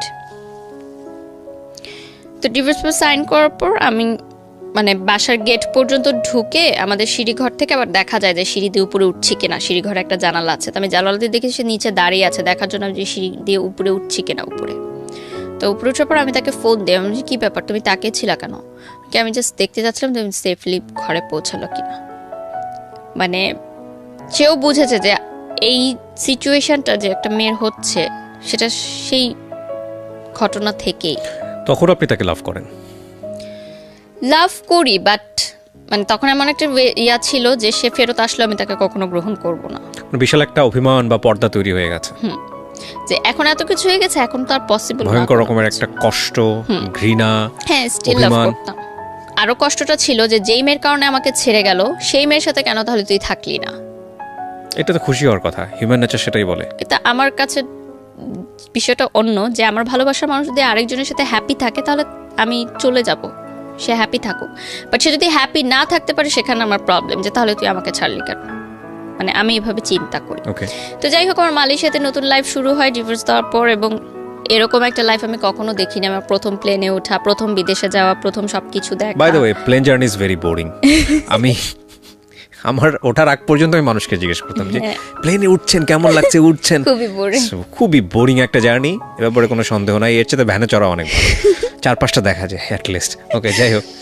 তো ফার্স্ট রাতে রঙিন দুনিয়া সবকিছু, মানে খুবই ভালো লাগা শুরু হলো, সব এক্সাইটমেন্ট তো নতুন করে শুরু করেন। তো তার মধ্যেও কষ্টটা তো ছিলই। তো ওই যে বড় ভাইয়াটার কথা বললাম, that time he was single, এবং সে কিন্তু ছোট থেকে আমাকে দেখে আসছে যে আমি কিভাবে বড় হচ্ছি, একদম ক্লাস 7 থেকে। তো 1 মাস মালয়েশিয়াতে থাকার পর মানে ওনার বন্ধুরাই আমার বন্ধু হয়ে গেল। উনি সবখানে আমাকে নিয়ে যেতেন ঘুরতে, বিভিন্ন মালয়েশিয়ার বিভিন্ন দর্শনীয় স্থান দেখাতে, ঘোরাটোরা হলো। তো 1 মাস পরে সে মানে আমি হালকা হালকা বুঝতাম যে সে আমাকে পছন্দ করে, সামথিং মানে থাকে না যে বন্ধু যে একটু বেশি সম্পর্কটা একটু কেয়ারিংটা। তো আমি বুঝতে পারতাম যে মেবি সে আমাকে লাইক করে, বা হতে পারে এটা সিম্প্যাথির জায়গা থেকে, বা অনেক বছর ধরে চিনে, বা নতুন জায়গায় এসেছি, সেটাও আমি কখনো এক্সপ্রেস করিনি, যেটা আমি বুঝতে পারছি। তো মালয়েশিয়াতে যে টুইন টাওয়ার আছে, ওই টুইন টাওয়ারের সামনে সে একদিন রাতে আমাকে প্রপোজ করে যে আমি চাই না তুমি আর কষ্ট পাও, আমি চাই যে আমরা যেহেতু 10 বছর হয়ে গেছে তখন একসাথে আছি, সেটা যে হিসাবেই হোক, আমি চাই যে আমরা একসাথে থাকি বাকিটা জীবন। সেদিন আমার কিন্তু প্রথম টুইন টাওয়ার দেখতে যাওয়া মালয়েশিয়াতে, এবং ওই দিনই প্রপোজটা করে। এবং সে আমাকে বলে যে আমি এতদিন করিনি, আমি ওয়েট করছিলাম যে কবে টুইন টাওয়ার সামনে আসবে, এটাকে আমি সামনে করব। তো আমার কাছে মনে হয় কি সেই সময় যে ভালোবাসা, বিয়ে এগুলো কোনো ব্যাপার না। ওনার সাথে যেহেতু আমার আন্ডারস্ট্যান্ডিং লেভেলটা অনেক ভালো ছিল, এবং 10 বছর একটা মানুষকে চিনি, তো আমার মনে হয়েছে যে ঠিক আছে, এখন ফ্রেন্ডশিপটাই না হয় আমার লাইফের ইয়া হয়ে গেল। ওকে ফাইন, মানে আপনার জায়গা থেকে সিগন্যালটা ছিল ইয়েস ছিল, বাট আমি বলেছি যে আমরা একসাথে ফ্রেন্ডদের মতোই থাকবো, ঠিক আছে রিলেশন থাকবে, বাট পরবর্তীতে আমরা দেখবো যেটা মানে বিয়ে করব আমরা, বাট এখন ফ্রেন্ড হিসেবে থাকবো। অ্যান্ড ফ্রেন্ড হিসেবেই ছিলাম, কজ 10 বছরের বন্ধুত্ব কিন্তু মানে রাতারাতি প্রেমের সম্পর্কে যায় না। সো আমাদের মধ্যে না ভালোবাসা যে বড় ছিল কি যে বন্ধুত্বের যে সম্পর্কটা, এবং কমফোর্ট জোনটা এমন ছিল যে আমি আমার বাবা মার সাথে যেটা বলতে পারতাম না, সেটা আমি ওনার সাথে বলতাম। তো দ্যাট টাইম আমি এতটা ব্রোকেন ছিলাম যে আমার মনে হয়েছে যে আমার কারো একটা হাত ধরা দরকার, আমার বেঁচে থাকার জন্য। এবং সে আমাকে অনেক ভালোভাবে বুঝতো, লাইক আমি যদি মানে চুপও থাকতাম, কিছু নাও বলতাম, সে বলে দিত যে এখন ওর কফি খেতে ইচ্ছা করছে বা এখন ও পাস্তা খাবে, মানে আমি কিছু বলার আগে সেটা বলে দিত। সো এই জিনিসটা আমাকে অনেক অবাক করতো যে একটা মানুষ এত ভালোভাবে কিভাবে আমাকে রিড করতে পারে। তো শুরু হলো আমার আরেকটা নতুন অধ্যায় লাইফের। সে সময় সিকিউরিটিও কিন্তু একটা বড় ব্যাপার ছিল, নতুন দেশ, নতুন জায়গা, সব কিছু মিলেই পড়াশোনার হেল্পের ব্যাপারে। এবং একটা পার্ট টাইম জবও করতাম আমি ইনকামের জন্য। তো সব কিছু মিলে ওই সময় আমার দাদি মারা গেলেন। এবং আমার মনে আছে ফ্লাইটের আগের দিন আমার দাদি বলছিলেন, অনেক কান্নাকাটি করছেন যে যেও না মা, যেও না, যেও না দাদু, যেও না। তো বলছি কেন যাবো না, কেন, আমি তো আবার আসবো, যদি এটাই শেষ দেখা হয়। তখন আমি বলছি কেন এরকম কথা বলো, এরকম কথা কেন বলো, আমি তো আবার আসবো, আর মালয়েশিয়া তো কাছেই, আমি সেমিস্টার ব্রেকেই চলে আসবো। তো সে যখন মারা যায় আমার পাসপোর্টটা ইউনিভার্সিটির কাছে ছিল। যারা বিদেশে পড়াশোনা করতে গেছেন তারা হয়তো জানেন যে কিছুদিন 15 দিন ওই ইউনিভার্সিটির কাছে পাসপোর্টটা জমা রাখতে হয়। সো আমি কিন্তু বাংলাদেশে যেতে পারিনি, আমার দাদিকে আমার শেষবার মতো আমি দেখতে পারিনি। তো ওই জায়গাটা আমাকে খুব কষ্ট দেয় যে আজকে যদি আমার দাদি না হয়, আমার অন্য কেউ হতো, তাহলেও তো আমি যেতে পারতাম না। তাহলে এটা কোন জীবনে আমি আসলাম যে আল্লাহ না করুক যদি আজকে আরো কোনো বিপদ হতো, তাও তুমি যেতে পারতাম না। আর আমি পাসপোর্টটা ভার্সিটি থেকে চেয়ে নিয়ে এসে যখন ফ্লাই করতাম ততক্ষণে তো অলরেডি যারা যা কমপ্লিট।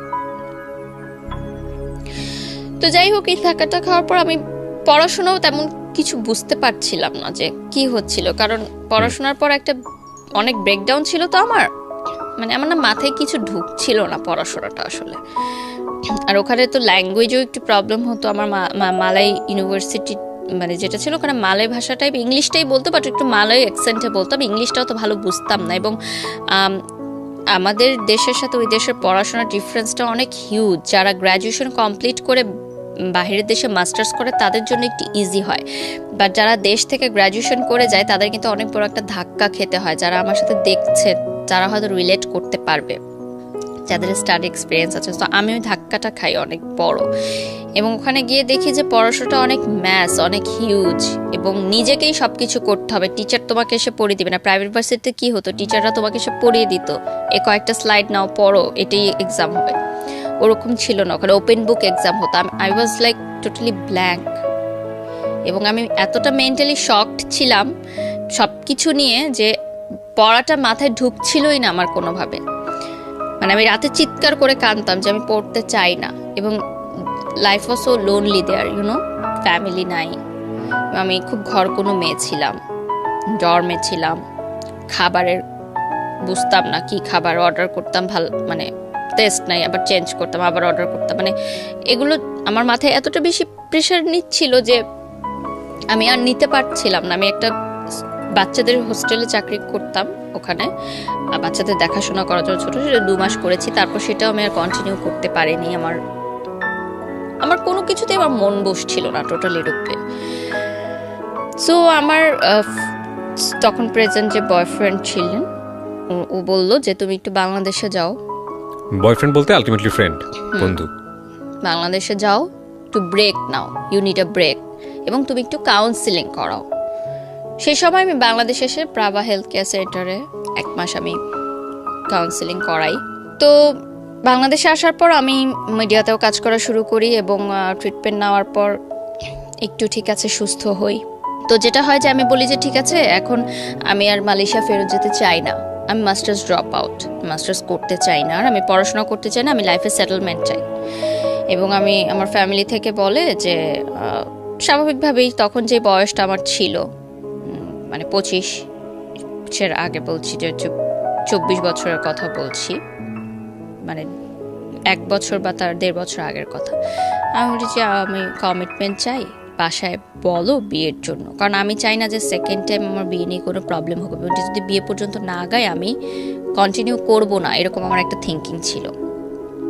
যেহেতু আমার ডিভোর্স আছে, এবং আপনি জানেন ডিভোর্সি মেয়েদেরকে পরের বার বিয়ে করতে হলে কতটা বেগ পেতে হয় বাংলাদেশের আমি জানি না, মানে I don't have any experience. মানসিকতার মানে প্রেক্ষিতে মানে সামাজিকতার ছেলেকে যতটা বেগ পেতে হয় তার চেয়ে তো অনেক গুণ বেশি বেগ পেতে হয়, এটা আমি বিশ্বাস করি। সেটাই। হ্যাঁ, তো যেটা হয় যে আমার সে বাসায় যখন বলে, বাসা থেকে স্ট্রেট না বলে দেয় যে পসিবল না, কারণ আমি ডিভোর্সি, 1 2 হচ্ছে সে মিডিয়ায় কাজ করে। ওর বাসা থেকে না করে দেয়। তারপরও মিডিয়ায় কাজ করে, এটা কিন্তু শুধু মেয়েদের সমস্যা না, এটা ছেলেদেরও সমস্যা। মানে মিডিয়ার মানুষ মানে মিডিয়ার মানুষ মানেই ধরে নেওয়া হয় যে এদের ঝামেলা আছে এবং সংসার টিকে না। সংসার টিকে না। এটা আসলে সংসার টিকে না বলতে যেটা যে শুধু তা না, মানে ক্যারেক্টারগত ব্যাপারও বলা হয়। এটা আমি বলছি না যে মিডিয়ার সবাই ধোয়া তুলসীর পাতা, নট লাইক তাতে দিস। প্রকাশ হয় বেশি, এক্স্যাক্টলি, ফোকাসড হয় অনেক বেশি। আমাদের এই অনুষ্ঠানটি আপনারা একযোগে শুনতে পাচ্ছেন আমাদের ইউটিউব চ্যানেলে। আমাদের ইউটিউব চ্যানেলটি হচ্ছে www.youtube.com/dfm904। আমার মনে হয় অ্যাড্রেস বারে গিয়ে কষ্ট করার কোনো দরকার নেই, আপনি ইউটিউবে গিয়ে ঢাকা FM 90.4 নামে সার্চ করলে আমাদের চ্যানেলটি পেয়ে যাবেন। প্লিজ সাবস্ক্রাইব করতে ভুলবেন না, সাবস্ক্রাইব করার পরে নোটিফিকেশন বাটনটি অন করে নেবেন। সো আমরা ছোট্ট একটা বিরতির পর আবারও ফিরে আসছি, সাথেই থাকুন। জীবন গল্প।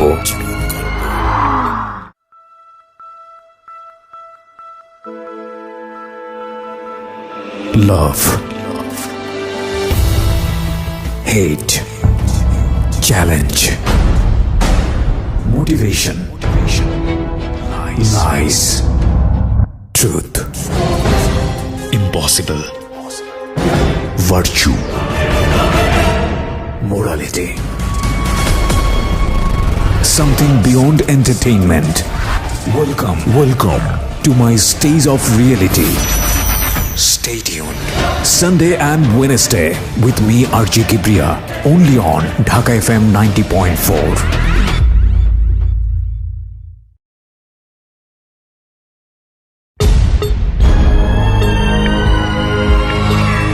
জীবন গল্প। ওয়েলকাম ব্যাক ওয়ান্স এগেইন প্রিয় শ্রোতা, আপনারা শুনছেন জীবন গল্প।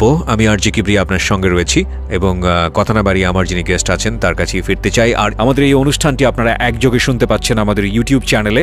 আমাদের ইউটিউব চ্যানেলটি হচ্ছে www.youtube.com/dfm904। আমার মনে হয় অ্যাড্রেস বারে গিয়ে কষ্ট করার কোনো দরকার নেই, আপনি ইউটিউবে গিয়ে ঢাকা FM 90.4 নামে সার্চ করলে আমাদের চ্যানেলটি পেয়ে যাবেন। প্লিজ সাবস্ক্রাইব করতে ভুলবেন না, সাবস্ক্রাইব করার পরে নোটিফিকেশন বাটনটি অন করে নেবেন। ওকে, আমরা যেখানটায় ছিলাম তারপরও সে বলে যে ঠিক আছে আমি পরবর্তীতে মানিয়ে নিব, আমরা চালিয়ে যাই। তো মানিয়ে নেওয়ার বিষয়টা আসলে পরবর্তীতে আর সে মানিয়ে নেওয়াটা আমি দেখলাম যে তার কিন্তু তখন মাস্টার্স কমপ্লিট এবং সে অলরেডি ব্যবসা করছে, তার বাবার ব্যবসাটাই সে দেখে। এবং যেটা হলো যে একটা টাইমে আমি বুঝতে পারলাম যে সে আমার জন্য বিয়ে করতে পারছে না, তার বিয়েটা আটকে আছে শুধুমাত্র আমার জন্য। তার ফ্যামিলি থেকে বিয়ের চাপ দিচ্ছে, সে আমাকেও ছাড়তে পারছে না। এবং একটা টাইমে গিয়ে আমি বুঝলাম যে এটা আসলে লাভ না, এটা আসলে সিম্প্যাথি ছিল, একটা করুণা ছিল। সে ছোট থেকে আমাকে যেভাবে দেখে এসেছে, তার একটা করুণার সৃষ্টি হয়েছে আমার জন্য, যে সেই করুণা থেকে সে আমার সাথে রিলেশনে গেছে। That was not love. Same thing again. কারণ লাভের যেই সম্পর্কগুলো থাকে, বয়ফ্রেন্ড গার্লফ্রেন্ডের যে সম্পর্কটা থাকে, সেটা ছিল না। কিন্তু হই হলো পার্টি মাস্তি, ফ্রেন্ড দোস্ত, তুই ডাকতাম আমি তাকে। মানে একটা টাইম যাওয়ার পর আমি মনে হচ্ছে যে ওই ক্লাস 7-এর প্রেমটা কিন্তু আমি আর পাইনি। মানে ওই প্রেমটাই আমাকে নাড়া দেয়। যে আমি তো প্রেম ওভাবেই করতে চেয়েছি যে তার বাসার সামনে দিয়ে গেলে আমার হার্টবিট বেশি হবে, তার নামটা শুনলে আমার মানে অস্থির লাগবে, তার জন্য আমি অলওয়েজ ওয়েট করব। আমি জানি না এই অসহ্য যন্ত্রণাগুলো মানুষ কেন এতটা পছন্দ করে, ভয়ঙ্কর যন্ত্রণাজনক জিনিস। মনে হলো যে এটা শুধু বন্ধুত্ব, ফ্রেন্ডশিপ অ্যান্ড মানে একটা বলে না লাইক অ্যান্ড লাভের মধ্যে কিন্তু একটা খুব চিকুন একটা লাইন আছে। ওকে, সেই লাইনটা কিন্তু অনেকে বুঝতে পারে না। অনেকে লাইকটা কিন্তু লাভ মনে করে, বাট এটা কিন্তু পরবর্তীতে গিয়ে মানুষ রিয়েলাইজ করে যে টু থিংস আর ডিফারেন্ট। এবং এটাকে এক করাটা কিন্তু বোকামি, কারণ লাইক নিয়ে আসলে বেশি দিন চলা যায় না। একটা মানুষকে পছন্দ করেন সেটা নিয়ে আসলে সংসার করা যায় না। তো সামহাও যেটা আমি বুঝতে পারলাম যে আমার তরফ থেকে এবং তার তরফ থেকেও জিনিসটা মিউচুয়ালি আন্ডারস্ট্যান্ডিংয়ে জিনিসটা হলো যে ঠিক আছে আমি অন্য জায়গায় ট্রাই করব, আমি অন্য জায়গায় বিয়ের জন্য দেখব, তুমি তোমার বিয়ের জন্য দেখো। এর মধ্যে তার বাবা মার সাথে আমার একবার সিটিং হয়। তার বাবা মা আমাকে মানে বলে যে আমাদের ফ্যামিলিতে এরকম কোনো নেই যে ডিভোর্সি মেয়ে আমরা বিয়ে দেওয়াই এবং তুমি একসময় নাচ করতে মিডিয়াতে কাজ করো, এখনও বিয়ের পর মিডিয়াতে কাজ করতে পারবে না, হিজাব পড়তে হবে এবং ডিভোর্সি ব্যাপারটা এটা গোপন রাখতে হবে ফ্যামিলির কাছ থেকে, যেটা পসিবল না আমার পক্ষে, কারণ সোশ্যাল মিডিয়ার যুগে কিন্তু এখন কোনো কিছু গোপন থাকে না। যেহেতু আমি আমার হাজব্যান্ডকে নিয়ে অনেক পিকচার শেয়ার করতাম এবং স্টিল 4 ইয়ার্স হয়ে গেছে আমার ডিভোর্সের, এখনও মানুষজন ছবিতে আমি কোনো একটা ছবি পোস্ট করলে সেখানে আমাকে প্রচুর বাজে মন্তব্য পেতে হয় মানুষজনের। আজকের এই এপিসোডটা দেখার পর হয়তো যারা বাজে মন্তব্য করতেন তারা হয়তো কিছুটা হলেও বুঝবেন যে এমনও আমাকে শুনতে হয়েছে যে হাজব্যান্ডের টাকায় 4 বছর প্রাইভেট ইউনিভার্সিটিতে পড়ে তারপর ছেড়ে দিয়েছে। না, আমি যে কথাটা বললাম যে অসংখ্য বাজে মন্তব্য আসবে, বাজে মন্তব্য আসবে, কিছু থাকে না যে বোঝেই না, জাস্ট একটু দেখেছে, দেখেই ওখানেই কমেন্টস করা শুরু।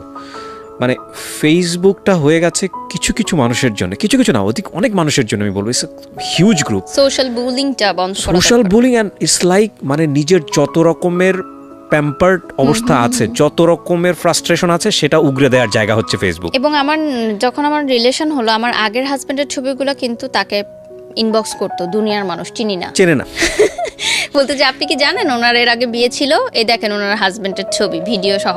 আমি আসলে কখনোই চাইনি যে আমার পরবর্তীতে যে দ্বিতীয় বিবাহটা হবে সেখানে আমি আমার অতীতটাকে গোপন রাখবো বা কিছু। আমি সবসময় চেয়েছি যে আমার অতীতটা মেনে নিয়ে এবং আমার ক্যারিয়ারটা মেনে নিয়ে, কারণ এর আগে আমি অনেকবার স্যাক্রিফাইস করেছি।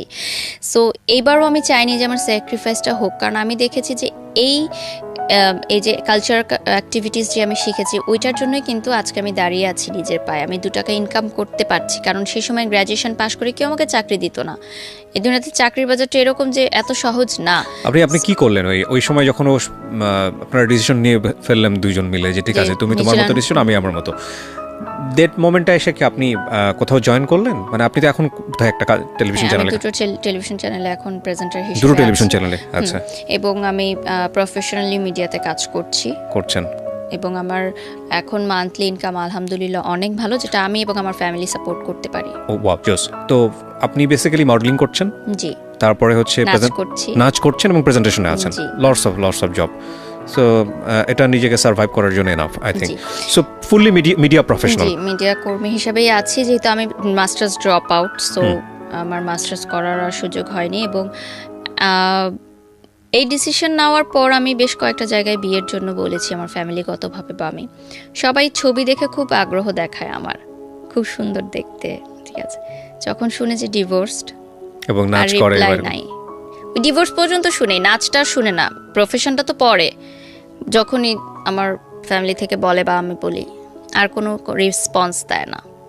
আমার মনে হয়েছিল যে একটা পর্যায়ে যে একটা দাগ লেগে গেছে গায়ে, এটা আর কখনো মুছতে পারবো না আমি। অনেকে হয়তো হাইড করে চলে জিনিসটা, বাট আমি কখনো চাইনি হাইড করে চলবে, এবং হাইড করা আসলে পসিবল না। এখন সোশ্যাল মিডিয়াতে সবকিছু আসলে প্রকাশ হয়ে যায়। আমি ইম্পসিবলের জায়গাটায় পড়ে যাই। আমাদের গল্পের যে জায়গাটা দাঁড়িয়ে আছে এখানে অনেকগুলো কথা বলার আছে। একটা হচ্ছে যে লাইফের লার্নিংটা কি, আর একটা হচ্ছে যে আপনার ফাইটিং। আচ্ছা, ওনার একটা বিয়ে হয়ে গেছে। কার? আপনার যে বয়ফ্রেন্ডের যে লয়ার যে ছিল? না, তাহলে প্রেজেন্ট যে ছিল, মানে আচ্ছা, ও বিয়ে করে নিয়েছে, ঠিক আছে, এটা এটা মধ্যে তার বিয়ে হয়ে গেছে। এটা আমার আসলে খুব বেশি কনসার্নও না, কিন্তু যে মানুষটার জন্য আপনার এই লাইফটা বলা যেতে পারে, আই এম হ্যাপি। কারণ কি যে আমার জন্য একজনের লাইফ আটকে ছিল, তো ঠিক আছে, সে এখন হ্যাপিলি ম্যারিড আছে, আমি তাকে উইশও করেছি তার বিয়ের দিনে। ফাইন, এটা আপনাকে খুব একটা পেইন দিবে না আমার ধারণা, কারণ আপনি অন্তত এই ঘটনার ভিতর দিয়ে ততটুকু ম্যাচিউর হয়েছেন। তো ছিলাম, আমি তো জানতাম যেটা আমার হবে না, so I was mentally prepared. তার মানে দেখেন ওনার 25 বছরের জীবনে কত ধরনের অভিজ্ঞতা। একটা হচ্ছে যে সবচেয়ে ভালো কাছের বন্ধুটাও কিন্তু শুধুমাত্র এই ডিভোর্স তকমার কারণে কিন্তু তার লাইফে আসেনি। সো এটা কত ভয়ঙ্কর একটা ব্যাপার, আমাদের সোশ্যাল স্টিগমা বলি বা সোশ্যাল ট্যাবু বলি বা যাই বলি না কেন, এটা কত ভয়ঙ্কর একটা ব্যাপার। আচ্ছা, এই প্রসঙ্গে যাওয়ার আগে আমি আরও কয়েকটা বিষয় একটু ক্লিয়ার হতে চাই। যেই ছেলেটাকে ভালোবেসে জীবনটা এরকম হলো, তার কি অবস্থা? সে এখন ভালো নেই। মানে সে কি বিয়ে শাদী করেছে?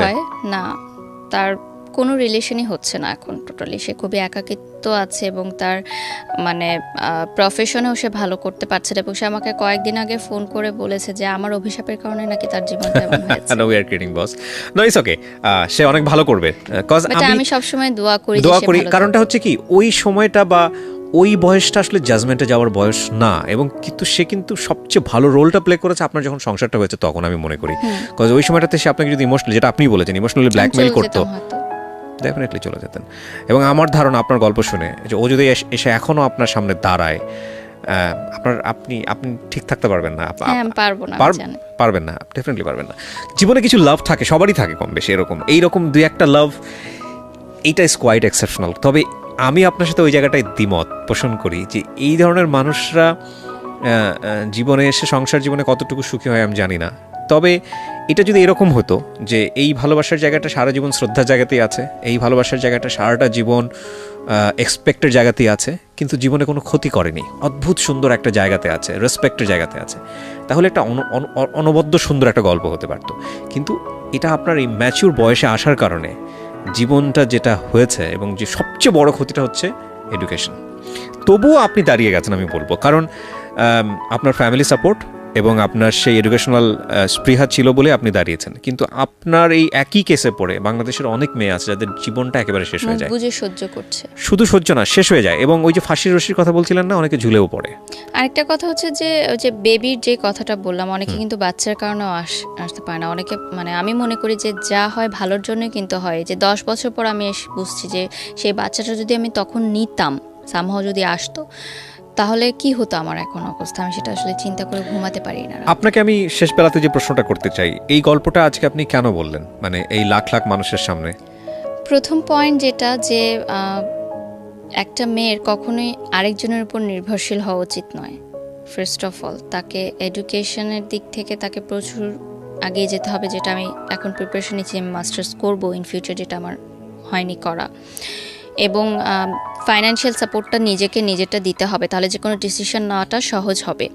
আরেকটা হচ্ছে যে কাউকে ভুলার জন্য কাউকে ইউজ না করো, যেটা আমি করেছিলাম। ইউজ বলতে হলে শিফট না করো, এটা একটা অনেকগুলো লেসন আছে। 3 নাম্বার, সবচেয়ে বড় কথা হচ্ছে প্রেম তো আমরা আটকে রাখতে পারবো না, এটা জীবনে আসবেই, এবং এটা বলে করে নক করে আসবে না যে তোমার ভালো লাগাটা শুরু হচ্ছে কালকে থেকে, না, নট লাইক দিস, এটা আসবেই। কিন্তু এইটা যাতে ক্ষতি না করে সেটার জন্য যে বিষয়টা খুব জরুরি সেটা হচ্ছে শেয়ারিং।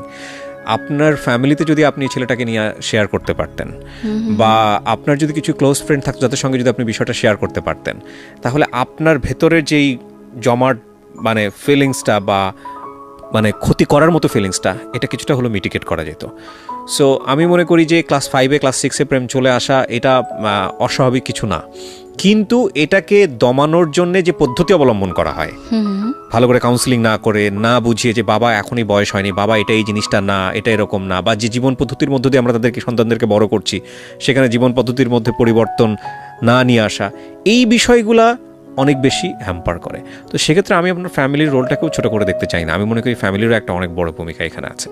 সো 3-4টা বিষয়, একটা হচ্ছে যে প্রথমত হচ্ছে হলো অসময়ে প্রেম, দ্বিতীয়ত হচ্ছে যে সেটাতেই সারা জীবন সেটার ভুলে থাকার জন্য বিভিন্ন জায়গাতে যাওয়া এবং সেটা আলটিমেটলি ভুলে থাকতে না পারা, এবং তৃতীয়ত হচ্ছে হলো যে এডুকেশনে ধাক্কা লাগা। এবং আমার সবচেয়ে কষ্টের জায়গাটা আজকের এই গল্প শুনে যেটা মনে হয়েছে যে অসাধারণ ব্রিলিয়ান্ট একটা স্টুডেন্ট আপনি, কিন্তু এটা এত বেশি ক্ষতি করেছে, এই ক্ষতিটা কখনোই রিকভার হওয়ার মতো না। তবে এটা নিয়ে আমার মনে হয় আর পিছিয়ে তাকানোর কোনো সুযোগ নাই।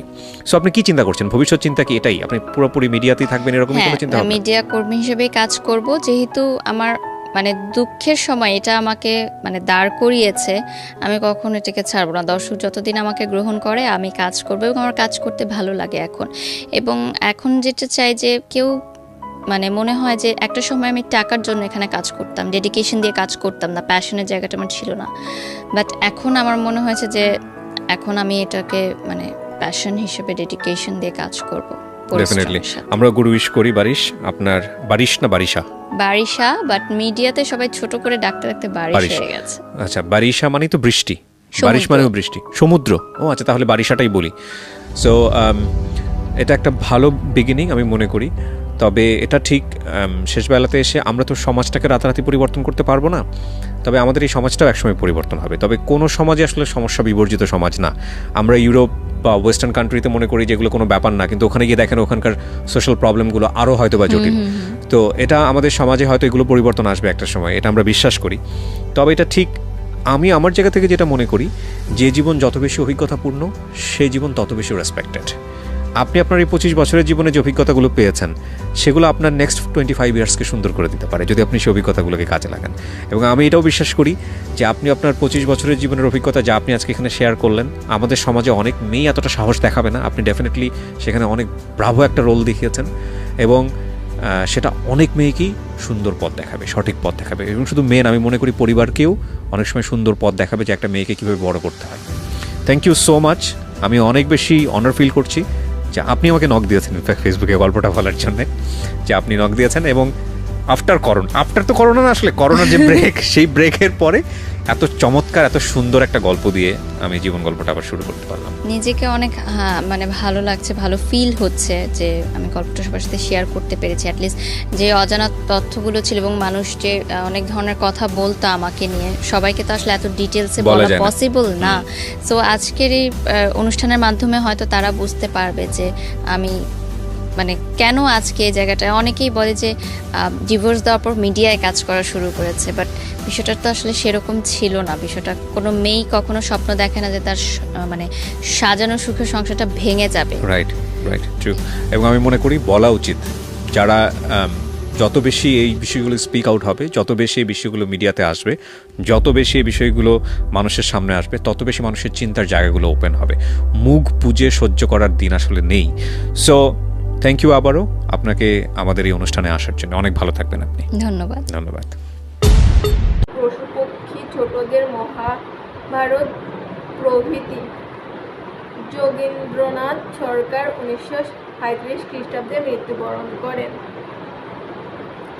গল্পাংশটি ছোটদের জন্য লেখা মহাভারতের আদিপর্ব থেকে নেওয়া হয়েছে। গল্পের মূল বিষয় পাণ্ডু ও কুরুর সন্তানদের মধ্যকার পারস্পরিক প্রতিদ্বন্দ্বিতামূলক সম্পর্ক এবং যুদ্ধবিদ্যায় পরদর্শী প্রদর্শন। অস্ত্রবিদ্যার শুরু ও দ্রোণাচার্য হস্তিনাপুর এলে ভীষ্ম তাকে রাজকুমারদের শিক্ষক হিসেবে সাদরে গ্রহণ করেন। দ্রোণাচার্য ততোধিক স্নেহ ও সযত্নে কুমারদের যুদ্ধ বিদ্যা শেখালেন। রাজকুমার অর্জুন তার কাছে সর্বাধিক প্রিয় হয়ে উঠলেন। এতে কর্ণ ও দুর্যোধনা প্রতিরুষ্ট হন। অস্ত্রবিদ্যা শিক্ষা লাভের ক্ষেত্রে অর্জুনের পারদর্শিতায় মুগ্ধ হয়ে